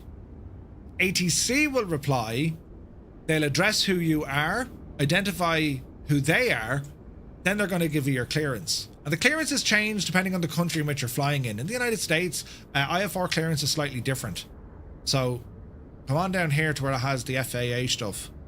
ATC instructions for departure, en route, and approach. Departure en route. So departure phase, lining up takeoff. Once received, that's grand. If you're issued with a SID, that's all fine. Where is this now? Clearance and delivery taxi. Check the ATIS, call for clearance, and then you make this call. You receive your IFR request under a craft structure. Okay? remember craft. So if we were to talk about craft, that's what I was typing in here, right? So C or AFT, that's craft, right? C is your clearance. All right. Or is your route. A is your altitude. F is the frequency for your radio. Yeah. And T is your transponder. If it's your for squawk, right? So your clearance. November or Firefly 235 cleared to Los Angeles via. Then you're going to get the route. Then you get your altitude. Initial climb 5,000. Expect flight level 290, 10 minutes after departure. Contact departure frequency on 122.8 or whatever, and squawk or transponder is 6421. That craft covers you everywhere. Absolutely everywhere. It covers you everywhere that you're going to go flying, right? And then that's our readback. So we'll request information or clearance. They'll come back to us, and then we confirm it. We are cleared to Los Angeles via the whatever it was, stick 5 departure, then as filed, or runway heading, or direct, whatever it's going to be. Initial climb 5,000, expect flight level 290, 10 minutes after. Frequency departure on 122.8, and transponder 6461. All right. Now, as Duke was saying, this could come through PDC. PDC means pre-departure clearance, and it's basically a text format that, when busy airspace especially, they'll use PDC. So they might say clearance via PDC. You'll get a, and then you go in and you can read the text. All right. Filthy, you have the man flu. Jesus. Heard an LAX controller get cross about that for wasting frequency time. No readback required for PDC. Yeah, no, exactly. Matt Lode, good to see you, buddy. Jays, we got a raid. Welcome in, Raiders. Happy Thursday. We're just doing a bit of a briefing here. Just a bit of ATC phraseology for our flight tonight. We're flying out of San Francisco down to LA. But, yeah, it's loads of fun. Matt, thank you very much indeed. Hope you had an awesome stream. And welcome into all the Matt Lode Controllers viewers. You're very welcome, lads, and hope you enjoyed the stream with Matt. So yeah, so we're talking, right, craft, clearance, route, altitude, frequency, transponder. Great. If they give you PDC, which is pre-departure clearance, right, that usually means it's one-way information. The controller will just give you the information, and it goes up on the screen on your vPilot, and it'll say things, you know, Firefly 235, you are cleared to Los Angeles, stick 5 departure, runway 6, as filed, initial climb 5,000, expect flight level 290, 10 minutes after, departure on this frequency, transponder. That's it. The controller will know you have that information when you call them up, because you're going to have your squawk code. So PDC will probably say contact this frequency for push or start or for taxi, you know. Let's try it again. In the US, it is not needed to state the airplane type. Also in Amsterdam, I didn't hear that. As far as I know, it's only needed in the UK and Ireland. Please correct me. No, you identify who and what you are. For some, a tail number will do, or they'll see the information. But the reason why you would identify your aircraft, it could be experimental. They don't know the limits of your aircraft, right? So it would depend. I would always give the aircraft type, regardless. I would always give the aircraft type. You know, if anyone wants to jump in on that. But like the controller, when you file your flight plan, the aircraft is in it, so the controller knows what it is, right?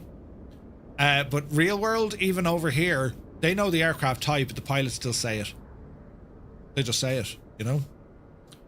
Aircraft type can also determine departure. Yeah. I'm using say intention until I'm ready for VATSIM. Basically, yeah, 100%. So, Roy, rule of thumb, I would always give the aircraft type. I've never been corrected on frequency for giving my aircraft type. You know? It even also states it on the say intention cheat sheet. It's not needed to state the airplane type. I'd still do it. In 80, I've always done it. You know. Wait now. Let's have a look. We'll check with the FAA.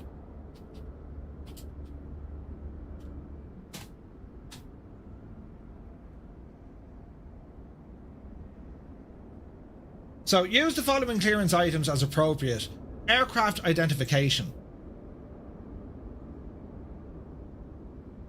When the clearance limit is an airport, the word airport must follow the airport name. No, that's fine. Phraseology, clear to navigate. No, that's fine.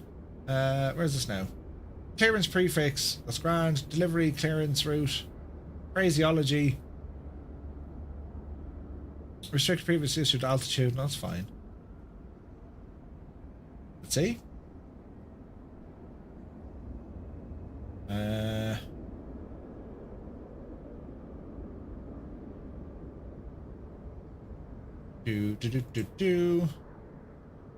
Clearance issued by ATC is predicted to known traffic and known physical airports, so that's fine. So what are we looking for here? Aircraft type on clearance request FAA. When requesting FAA clearance, you state your call sign and aircraft type. Yeah, no, you do. I've never said type at ATC, but approach clearance I've always been asked by Potomac. Yeah. We did, Dave, we did. We got 90%. So, key elements of your clearance. You can say your call sign and aircraft type. Aircraft. I would always give the aircraft.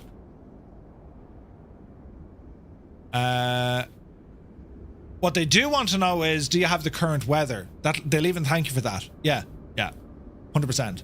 The weather, it just means that they know that you're ready. Because if you don't have the weather, they're going to tell you go off and check the weather, and then you're moving things around. You're making their life a little bit more difficult. Do you know what I mean?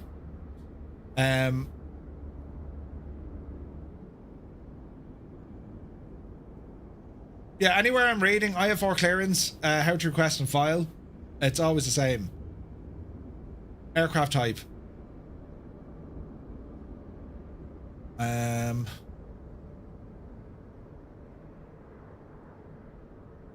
Yeah, just give them the aircraft type. I've never not given them my aircraft type ever. I've always given them the aircraft type. So, yeah, we'll see. Anyway, PDC, that's going to be like a text form clearance, and you don't need to respond to it. Because the reason why they want you to confirm it is that they can hear you read back what they've told you to do. Because you have to write it down, perhaps. In this case, we don't. All right? So, with that, we can do a couple of things. Clearance, delivery, and taxi. That's all cool. Back up here to our contents. Let me see here now. Flight plans. So, here's a SimBrief flight plan. Firefly 235 from San Francisco over to LAX.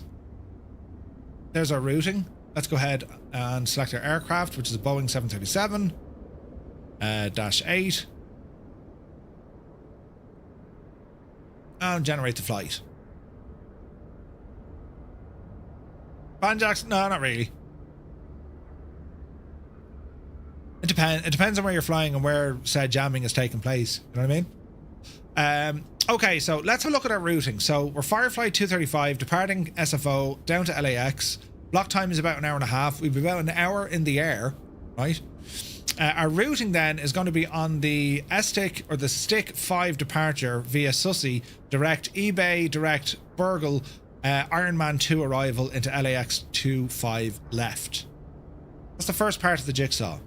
Now, we can pre-file this on a network. What I'm going to do, I'm going to pre-file this over on Say Intentions. Your flight plan has been sent. Because there's no ATC live here at the moment, I'm going to be using this on Say Intentions, right? So fire up Say Intentions. And you, if you didn't know that, hopefully now you know, you can pre-file from SimBrief directly into Say Intentions, all right? We'll grab an update here while she's waiting.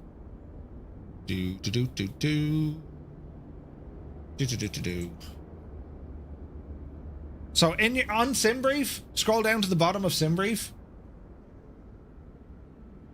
You scroll down, come hither. You scroll down to where it has pre-file on the network. This is where you pre-file all your stuff. And you can put it on VATSIM, IVAO, Pilot Edge, POSCON, or say intentions. You know, always know your very first waypoint after departure. Yes, 100%. So, say intentions is doing its thing. And we're also going to open up Navigraph because we want to have a look at our charts, right? So, here's Navigraph. Let's input our flight directly from SimBrief. And here's our flight for this evening. Right. Departing out of runway 01 right. And we're on the STIC 5 departure. And then it's down to Sussy. Alright, well let's go in and have a look at it. It's an RNAV departure. So if we look at this, right, when we take off, STIC is the first one. Then we've port. And then we've a left turn over to KLAX or Sussy. So we're going to be Sussy. So what you want to do here is you just want to get familiar with these waypoint names and any speed restrictions that are here. All right. And then when it comes to your initial approach fix, you want to find out where you're flying from. So Burgle, then Crowy, Muppet, brilliant. M. Gripper, Viking, Running, Ironman, and then we're in that way. All right.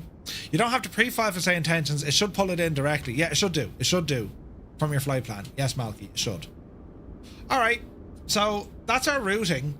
So if we were to use or utilize say intentions now, we're going to put some power into the aircraft because we're going to go through some of this. So we're going to look for our ground power. We'll come on up here and get some power into the aircraft. So we'll go battery, emergency lights.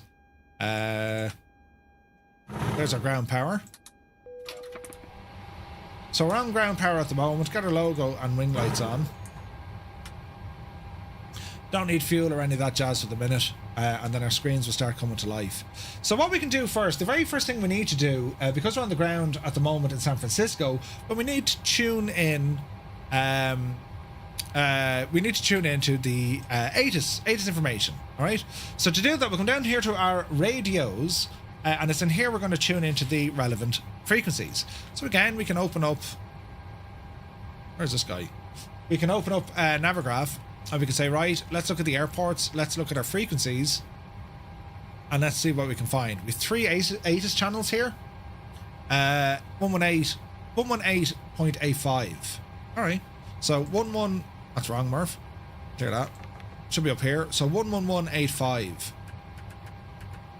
Or sorry, 118.850.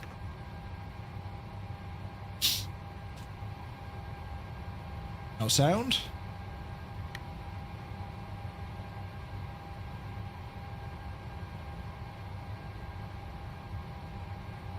Interesting.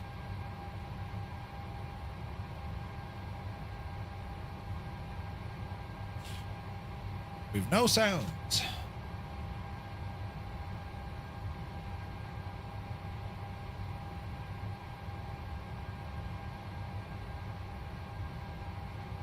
Bum, ba-dum, bum.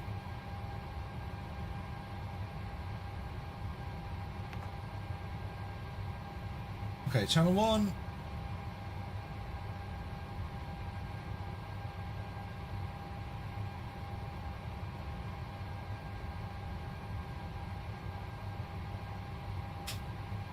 Do. Restart required if you remove any audio devices. Say intentions is having a mare right now. This is what COM 1 sounds like. Okay, that's better.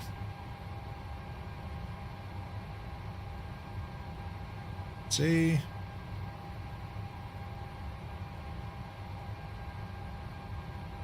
Okay.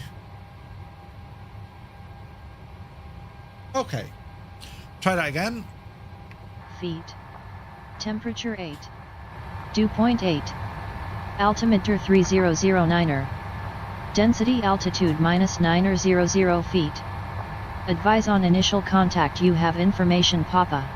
Okay, information Papa. So I'm going to show you San what I Francisco International Airport. Information Papa.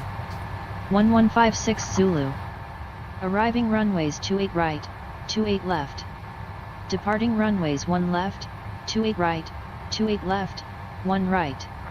Okay, Wind so one right is 125 what we're departing from. What we're going to have a look at here, this is what I had to write down on my iPad, right? And I use Garmin Pilot for Garmin Pilot for this. So I'm going to write down who and what I am. So I know I'm Firefly 235. We know that we're on the S-Stick 5 departure. So S-Stick 5 departure, right? And it's off runway 01 right. And my arrival down into LA later on is going to be on the Ironman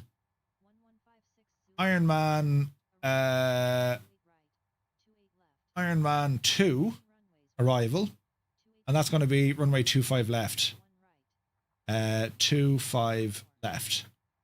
That's what I start off all my flights. This is what I write in. I'm now listening to the ATIS. 0,000 feet. Temperature 8. Dew point 8. Altimeter 3009er. Density altitude -900 feet. Advise on initial contact. You have information, Papa. Information, Papa. So that's it now. I've now written down my stuff there from the ATIS information. All right, super. So we'll push down for the moment. Next frequency we want to talk to is going to be clearance delivery. Let's see, do we have clearance? Remarks, departure, ramp, CTAF, ground, center, ATIS, tower, radio check, center, clearance. Clearance 118.2. Alright, so 118.2.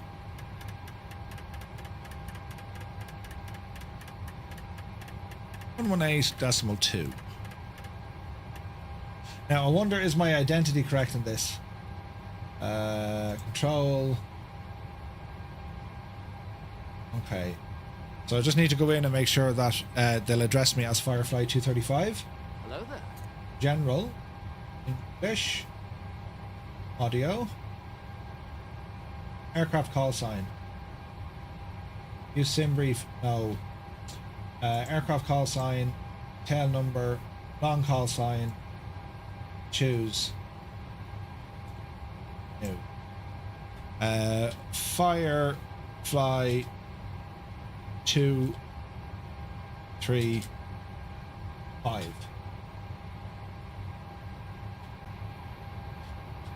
You can see what the story is, yeah? We know that we have information, Papa. Okay? So, let me see, we call them up. San Francisco clearance, Firefly 235, Boeing 737 at the cargo ramp. Information, Papa, request IF4, Los Angeles. Now, Clearance on request. Stand by. Clearance is on request.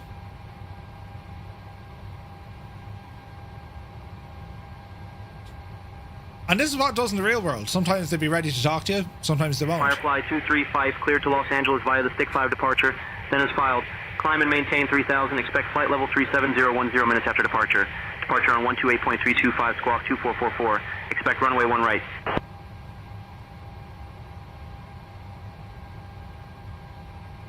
Cleared route Stick 1 or Stick 5 and then as filed. Clear to Los Angeles via the Stick 5 departure, then as filed. Climb 3000, expect flight level 370 10 minutes after departure. Departure on 128.325, squawk 2444. We'll expect runway 01 for Firefly 235. You can also check the frequency, and yeah, you can click on the frequency. Firefly 235, readback correct. Ground will be on 121.8. Roger, ground on 118 for Firefly 235. So that's your clearance pretty much done. We've received our departure clearance and it's given us the information. We're on the Stick 5 departure, then as filed. 3000, expect 370 10 minutes after departure. Departure frequency 128325, and then we have the squawk of 2444. Now here's an advantage that you have, real life, VATSIM, and indeed with Say Intentions. Clearance, this is Firefly 235. Can you repeat our clearance slowly, please? If you had to, it should be able to calm it all down. Firefly 235 cleared to Los Angeles via the Stick 5 departure. Then as filed, climb and maintain 3000. Expect flight level 37010 minutes after departure. Departure on 128.325 squawk 2444. Expect runway 1 right. Cleared to Los Angeles, Stick 5 departure, then as filed. Altitude 3000, expect 370 10 minutes after departure. Departure 128.325, squawk 2444, and we'll expect runway 01 right, Firefly 235. So you get the idea, right? So even if it's reading it out shockingly fast, whoa, calm it down. Firefly 235, readback correct. Ground will be on 121.8. Roger, 121.8, Firefly 235. And that's pretty much it. That's our clearance, right? So next up then, we would start the aircraft. We'd be ready for engine start and push and all this kind of stuff, right? And at that stage, we'd be looking for taxi clearance. So if we were to jump over to 1218...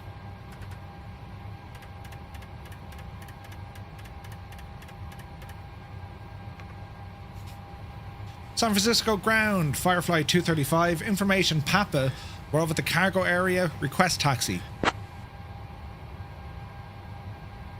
And this is what your instructions should sound like. Firefly 235, runway 1 right, taxi via Zulu, Bravo 1, Alpha, Alpha 1. Taxi runway 1 right via Zulu, Bravo 1, Alpha, Alpha 1, Firefly 235. And then I'll just write in me taxi instructions. Alright? So do you get the idea? Like, I mean, it might sound fast. You can slow this right down to say intentions and really slow it down. Or if they're speaking too fast, just tell them, will you slow it down, man? You know what I mean? You want to be doing this. There's no point stuff being thrown at you and you don't understand it. The whole purpose of using, say, intention starting off is to get you confident using radio communications, right? Now, if we were to look real world on VATSIM, for example, here at San Francisco, I don't believe there's anyone up here. We'll have a look though. So let me see, KSFO, we're up here. So there is, he's airborne, so it looks like he's heading into San Francisco, right? There's no aircraft on the ground that I can see. Now what I can do, I can connect directly now over to VATSIM, and I can direct in here onto VATSIM. Now if you're using one, make sure you turn off the other. Right? Or make sure you're not transmitting on the same.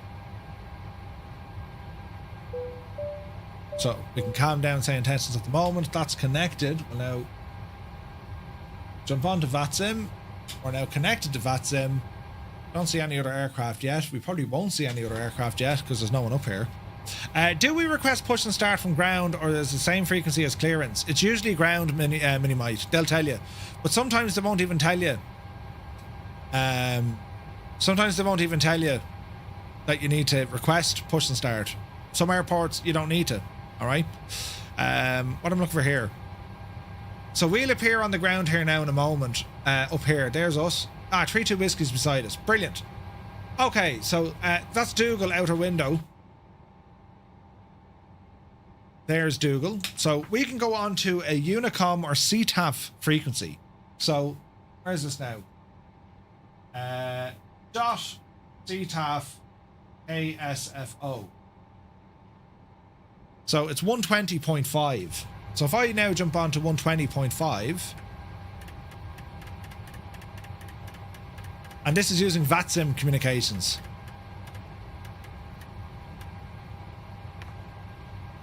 And whenever you jump onto a frequency, have a listen first before you broadcast. San Francisco traffic, Firefly 235, radio check.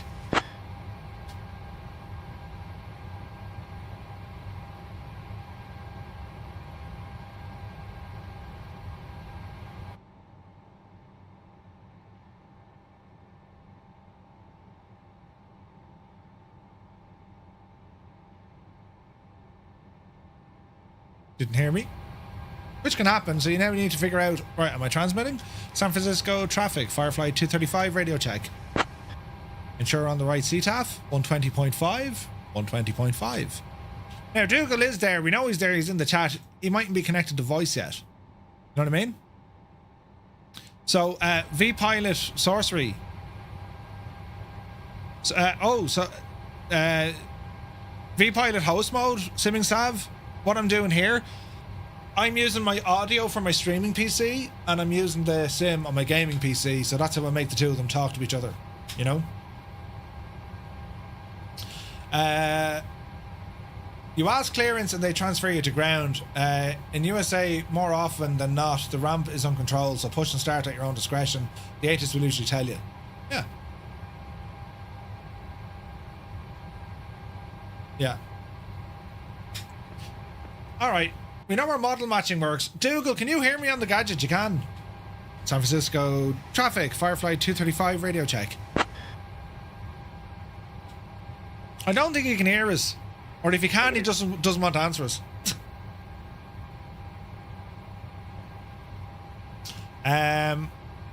So we know VATSIM is working for our flight later on, right?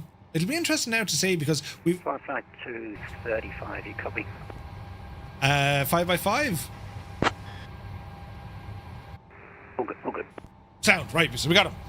And we'll have a look later on maybe with say intentions as well to see, you know, can we plan this as a departure? You know what I mean? Because that could be freaking cool.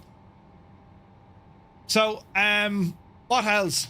Once we get our clearance, then we do taxi, then it goes to takeoff, right? So we're going to say, okay, well, our takeoff is going... Once we taxi, we now talk to tower.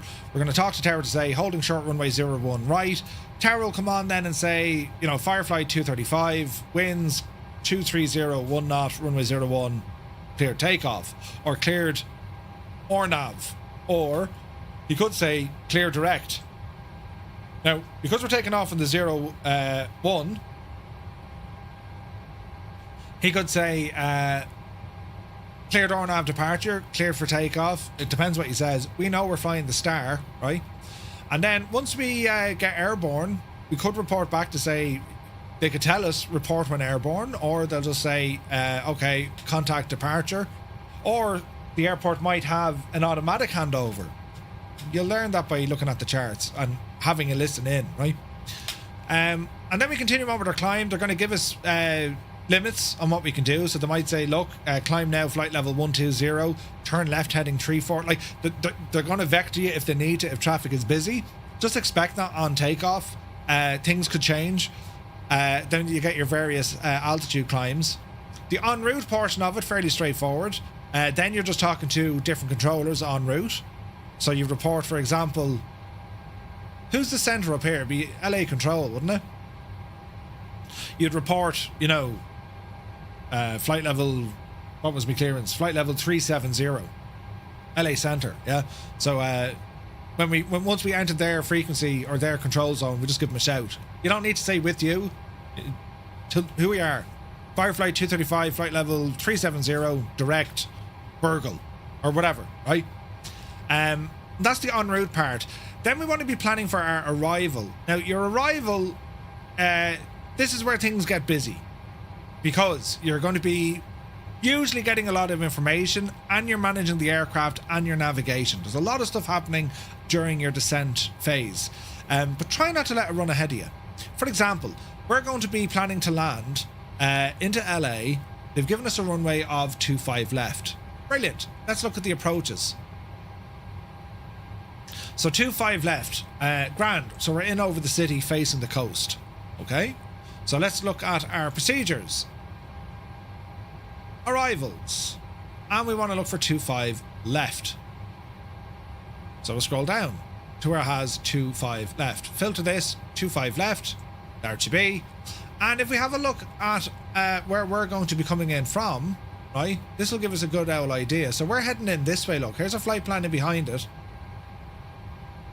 So we want to pick up some sort of approach, and how we're going to find that approach. All right, so let's go down here. We're coming in from Burgle. So that'll either be from Ironman Run, Cliffy, Gaddo. It could be a direct turn, or we could go all the way down to Circus. A lot of the time, this is going to be vectored, right?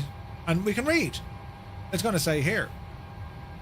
From Ironman on track to Simon, then on track to Based, then on track to Juice, then on track to Cliffy, then on track to Dasher, Gaddo, then on track. Expect radar vectors to your final approach. So the chart is actually telling us. Aha! Alright. So what do they mean by radar vectors? Radar vectors are going to be turn heading, fly direct to. They're going to vector you, give you directions on where to go in order to get down onto your actual final approach. Alright? So all goes well. We get our landing clearance. You'll get your ILS approach clearance, or they might ask you, you know, what you want. You'll be cleared for the ILS approach. Then they'll probably hand you over to approach controller. He'll drop you down lower. Then you probably get the tower. He'll give you your landing clearance. Then when you land, you probably go to ground, and then ground is going to give you parking. So if we want to have a look at parking, air freight is just as we come in, and we also have cargo just as we come in, right? If we're heading down the way, we've Qantas and Delta down here, remote gates, and then you have FedEx in here. We'll probably go FedEx, to be honest. Let's have a look. KSFO, no. LAX. So we're probably going to FedEx, possibly. But if we're landing in down here, 25 left or right, we could go back up here. Right? Could go into United, maybe. So we've all these options on where we want to go. The FBOs are down on the southern part of the airport. So to make life better, well, let's load in now and check out LA. We'll load into LA to make sure that one, our scenery is working, but two, gives us a better idea of what's going on, yeah? So come on down here to Los Angeles, and I'm using Inibill's LAX. So let's have a look. Here's FedEx. No, there's FedEx. These are the remote gates. So my scenery doesn't have parking where FedEx was. There are gates. That's maintenance, it looks like, right? With the FBOs, and then we've cargo down here. These are the actual cargo ramps. All right, we'll go down to cargo. Let's have a look. Ramp cargo at 382. 313. Let's have a look at this. Mostly on the south and north street ramps. Yeah. Okay, so we'll horse the time of day onto what it should be later on. And we'll load in and see what happens. FedEx is maintenance hangar. Gotcha. Energizer, good to see you, buddy. Welcome in, man. Angle of attack is here. Welcome in. Okay, so Korean Air Cargo. Brilliant. So we're down by the cargo areas here at the south of the airport. You need to set parking brakes to request ground services. Now, this is important. We need to load up this scenery and put it into our cache. This is going to be important. And make sure that we don't have 2 or 3 sceneries loaded at the same time as well. Look.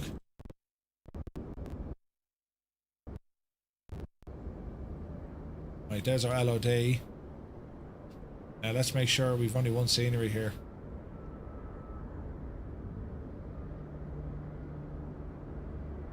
We've one tower. We're getting sound glitches.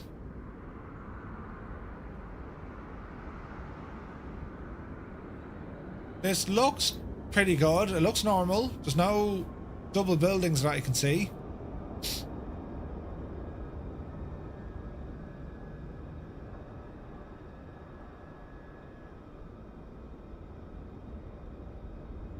Yeah, we're looking good. Okay. So what I'm doing here, I'm literally loading that cache so we don't have any stutters or whatever on approach tonight. So I just want to kind of move around the area and just make sure all is well in the round. The performance is good here. It's just the CPU is running like an absolute mad joke trying to load everything in. Where's, isn't there an In-N-Out burger up here by LAX, no? There's the LOD coming in.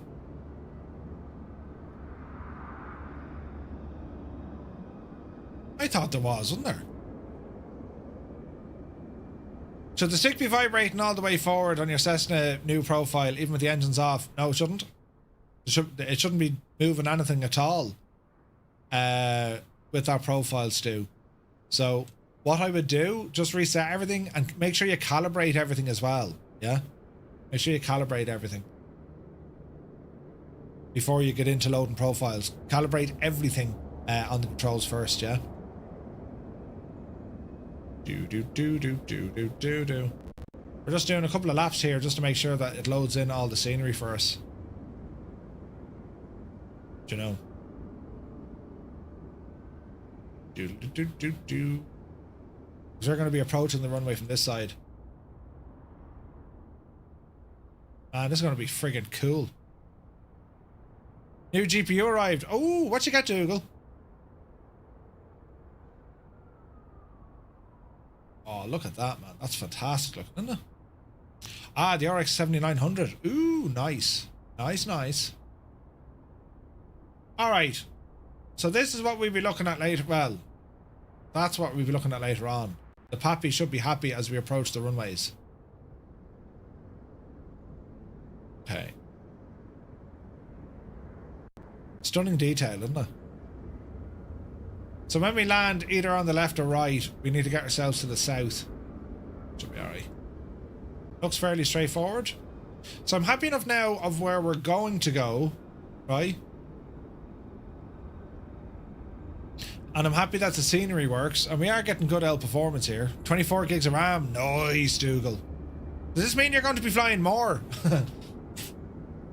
Okay. Okay, we're looking good. In-N-Out was on the east side of the north runways. It's on the east side of the north runways. So it's over here.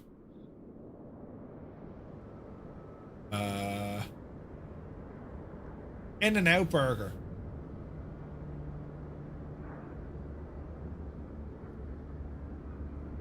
More to the east?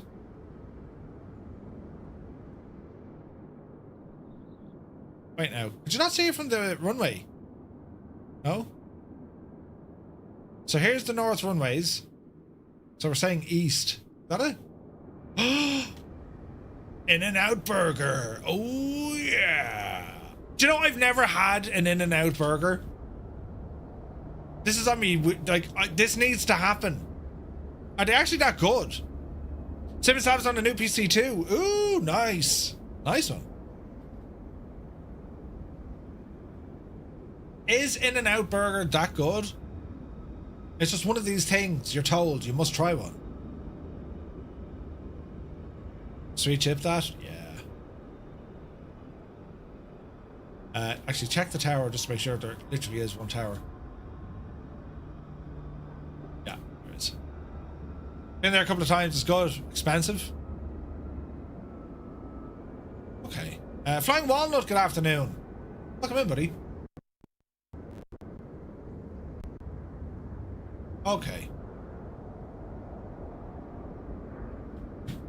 Right. Let's go back into our charts and let's have a look then at what our planation is going to be for this evening. Wheel vector onto final. Let me see. Flights. ILS 25.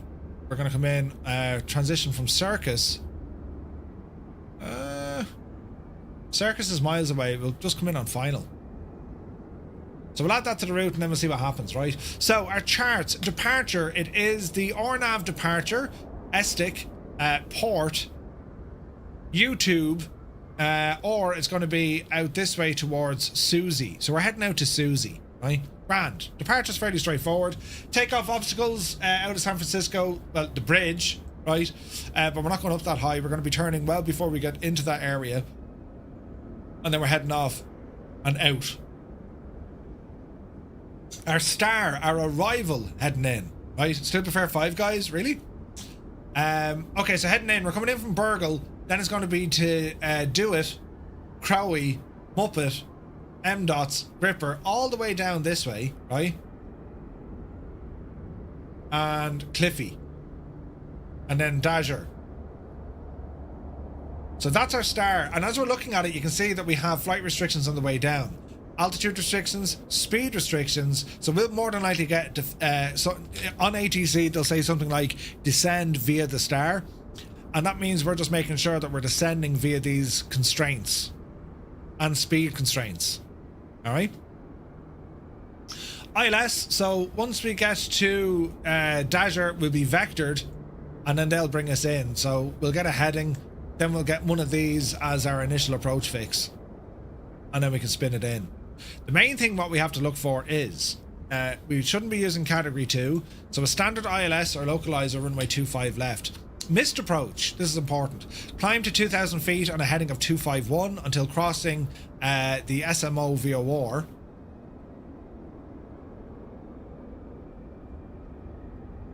There's the SMO VOR. Right, Santa Monica VOR, that's what that is. 251 past the Santa Monica VOR, then left turn on a heading 236 and outbound on the Santa Monica VOR to Catley International. No, to Catley. We hold at Catley. Alternate approach fix. Our alternate missed approach is Catley. Okay, so we can use that as a fix. That'll do. So runway heading past the VOR, outbound on the radial, left turn, and then Catley and hold. That'll do. What else do we need here now? Glide slope. 3 degrees, straight and landing 25, localizer, glide slope. 304 on the ILS. Okay. Now, if there was a different runway, if it was 25 right, for example,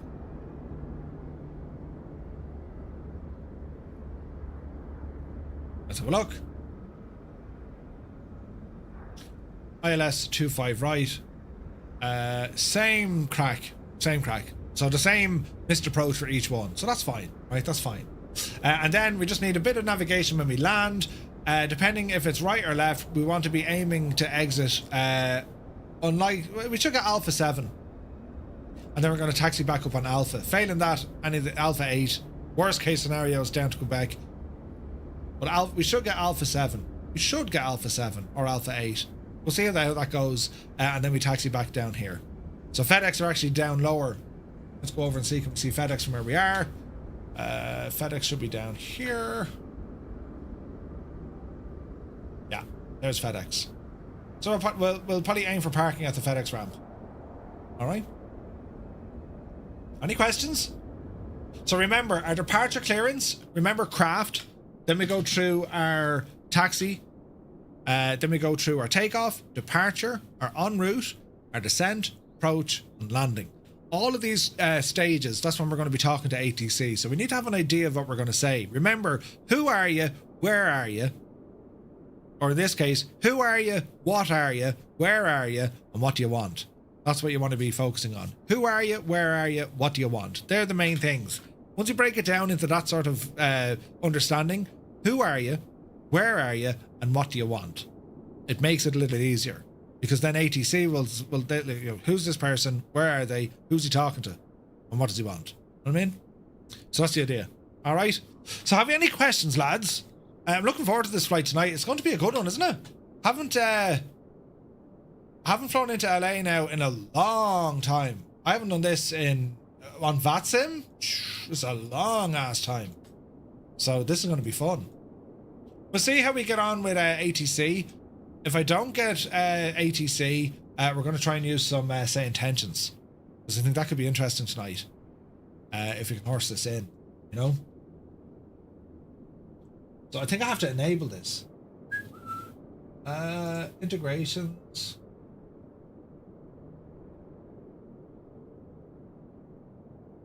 Miscellaneous.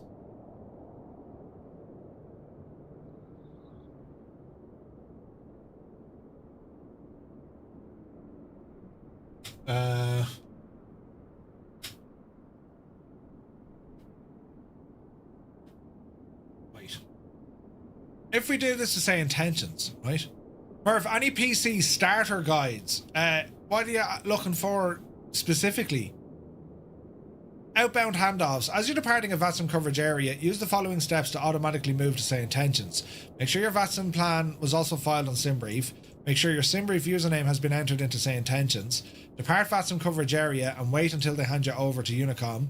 Close the VATSIM app or disconnect from VATSIM network. This prevents you from transmitting on both networks. Start say intentions. Wait 15 to 60 seconds.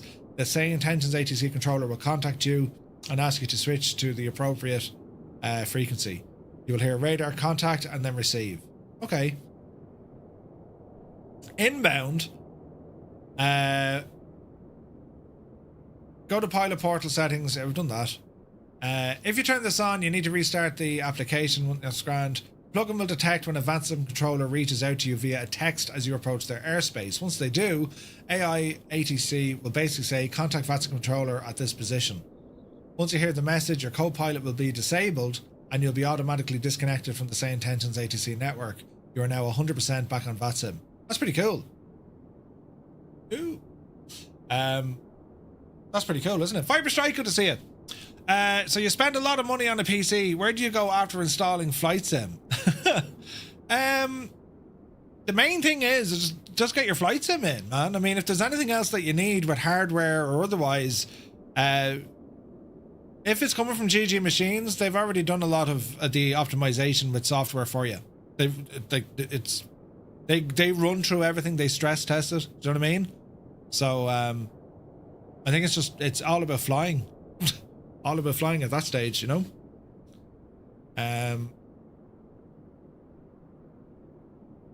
Right, so you can use both at the same time, but Say Intentions are just saying, hey, just make sure you have different buttons so you're not transmitting onto both VATSIM and Say Intentions, you know. Mr. Minimite, take it first handy. What we're doing tonight, we're doing the full flight, so, you know, tune in later on, you'll be able to listen live what's happening. Right, you can't fly yet. Be grand. Don't worry, just lie back and think of Ireland. All will be well. All will be well. Yeah, so our flight tonight, kicking off at 2000 Zulu time, and we're taking the 737 from San Francisco down to LA. It's not a big flight, it's not a long flight. We'll see how we go with ATC coverage, and failing that, if we don't have ATC coverage, we could fly the flight using Say Intentions. All right? So we will wait and see. I'm looking forward to it, though. I'm looking forward to it. With the ATC stuff, the courses I've already covered, we've done these before. We will be bringing those back into these Thursday lessons. We're going to progress more with Navigraph, obviously, next week until we've completed that course. Then we're going to go into some of our own stuff, our own ground school. That's going to be sometimes looking at a specific aircraft to learn it inside and out. It could be looking at navigation, so VOR, DME, all that kind of jazz. Then we'll also start looking at just procedures in and around different airports, you know. Murph, even though I'm not part of Firefly Air, can I get delivery to join in on this flight? You know, come on, Sim and Sav. Yeah, why not? It's on the website. Black Moon Dove, good to see you. Black Moon Dove, welcome in. Question, on Say Intentions, can we hear over real life pilots, or is it all AI? It's all AI, unless there's real pilots flying. If there's real pilots flying, you'll hear them as well, Briggsy. You'll hear them as well. You'll hear them communicating. That's how Say Intentions works. Very good. Right, we're off to LA this evening. Lads, that will do it for this morning's stream, but we're back in a couple of hours, so have an awesome day, stay out of trouble, and we'll be back to you in about 6.5 hours. About 6.5 hours when we do this flight later on VATSIM. So, time to celebrate. We have completed our virtual PPL and we've now briefed ourselves for our flight this evening into LA, and we're expecting lovely weather, so it should be all good in the hood. Right, thank you all so very much indeed. We'll catch you later. Till then, have a great day.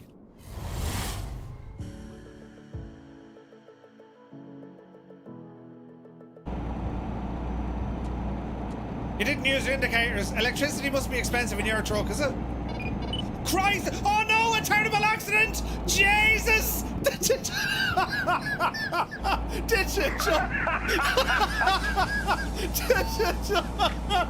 Oh, I nearly passed out with the laughter. Did you just see what happened? Jesus! That's doing a thing, right? We're almost supersonic. Well, we're only at 400 knots. That was the most cinematic anticlimax ever. Yeah, but hang on, give it time. There's still, we're doing it.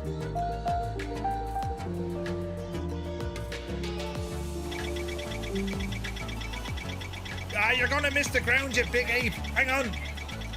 Bank angle. Just put it in the ground, Murph. Stop showing off. Because it does have crash physics. Watch. This'll surely blow up. All is well in the round. I promise you can make... Oh, there it is! It landed like a dart! And now it's fine again. Yeah, we broke the plane. We absolutely broke the plane. Yes. Right, the last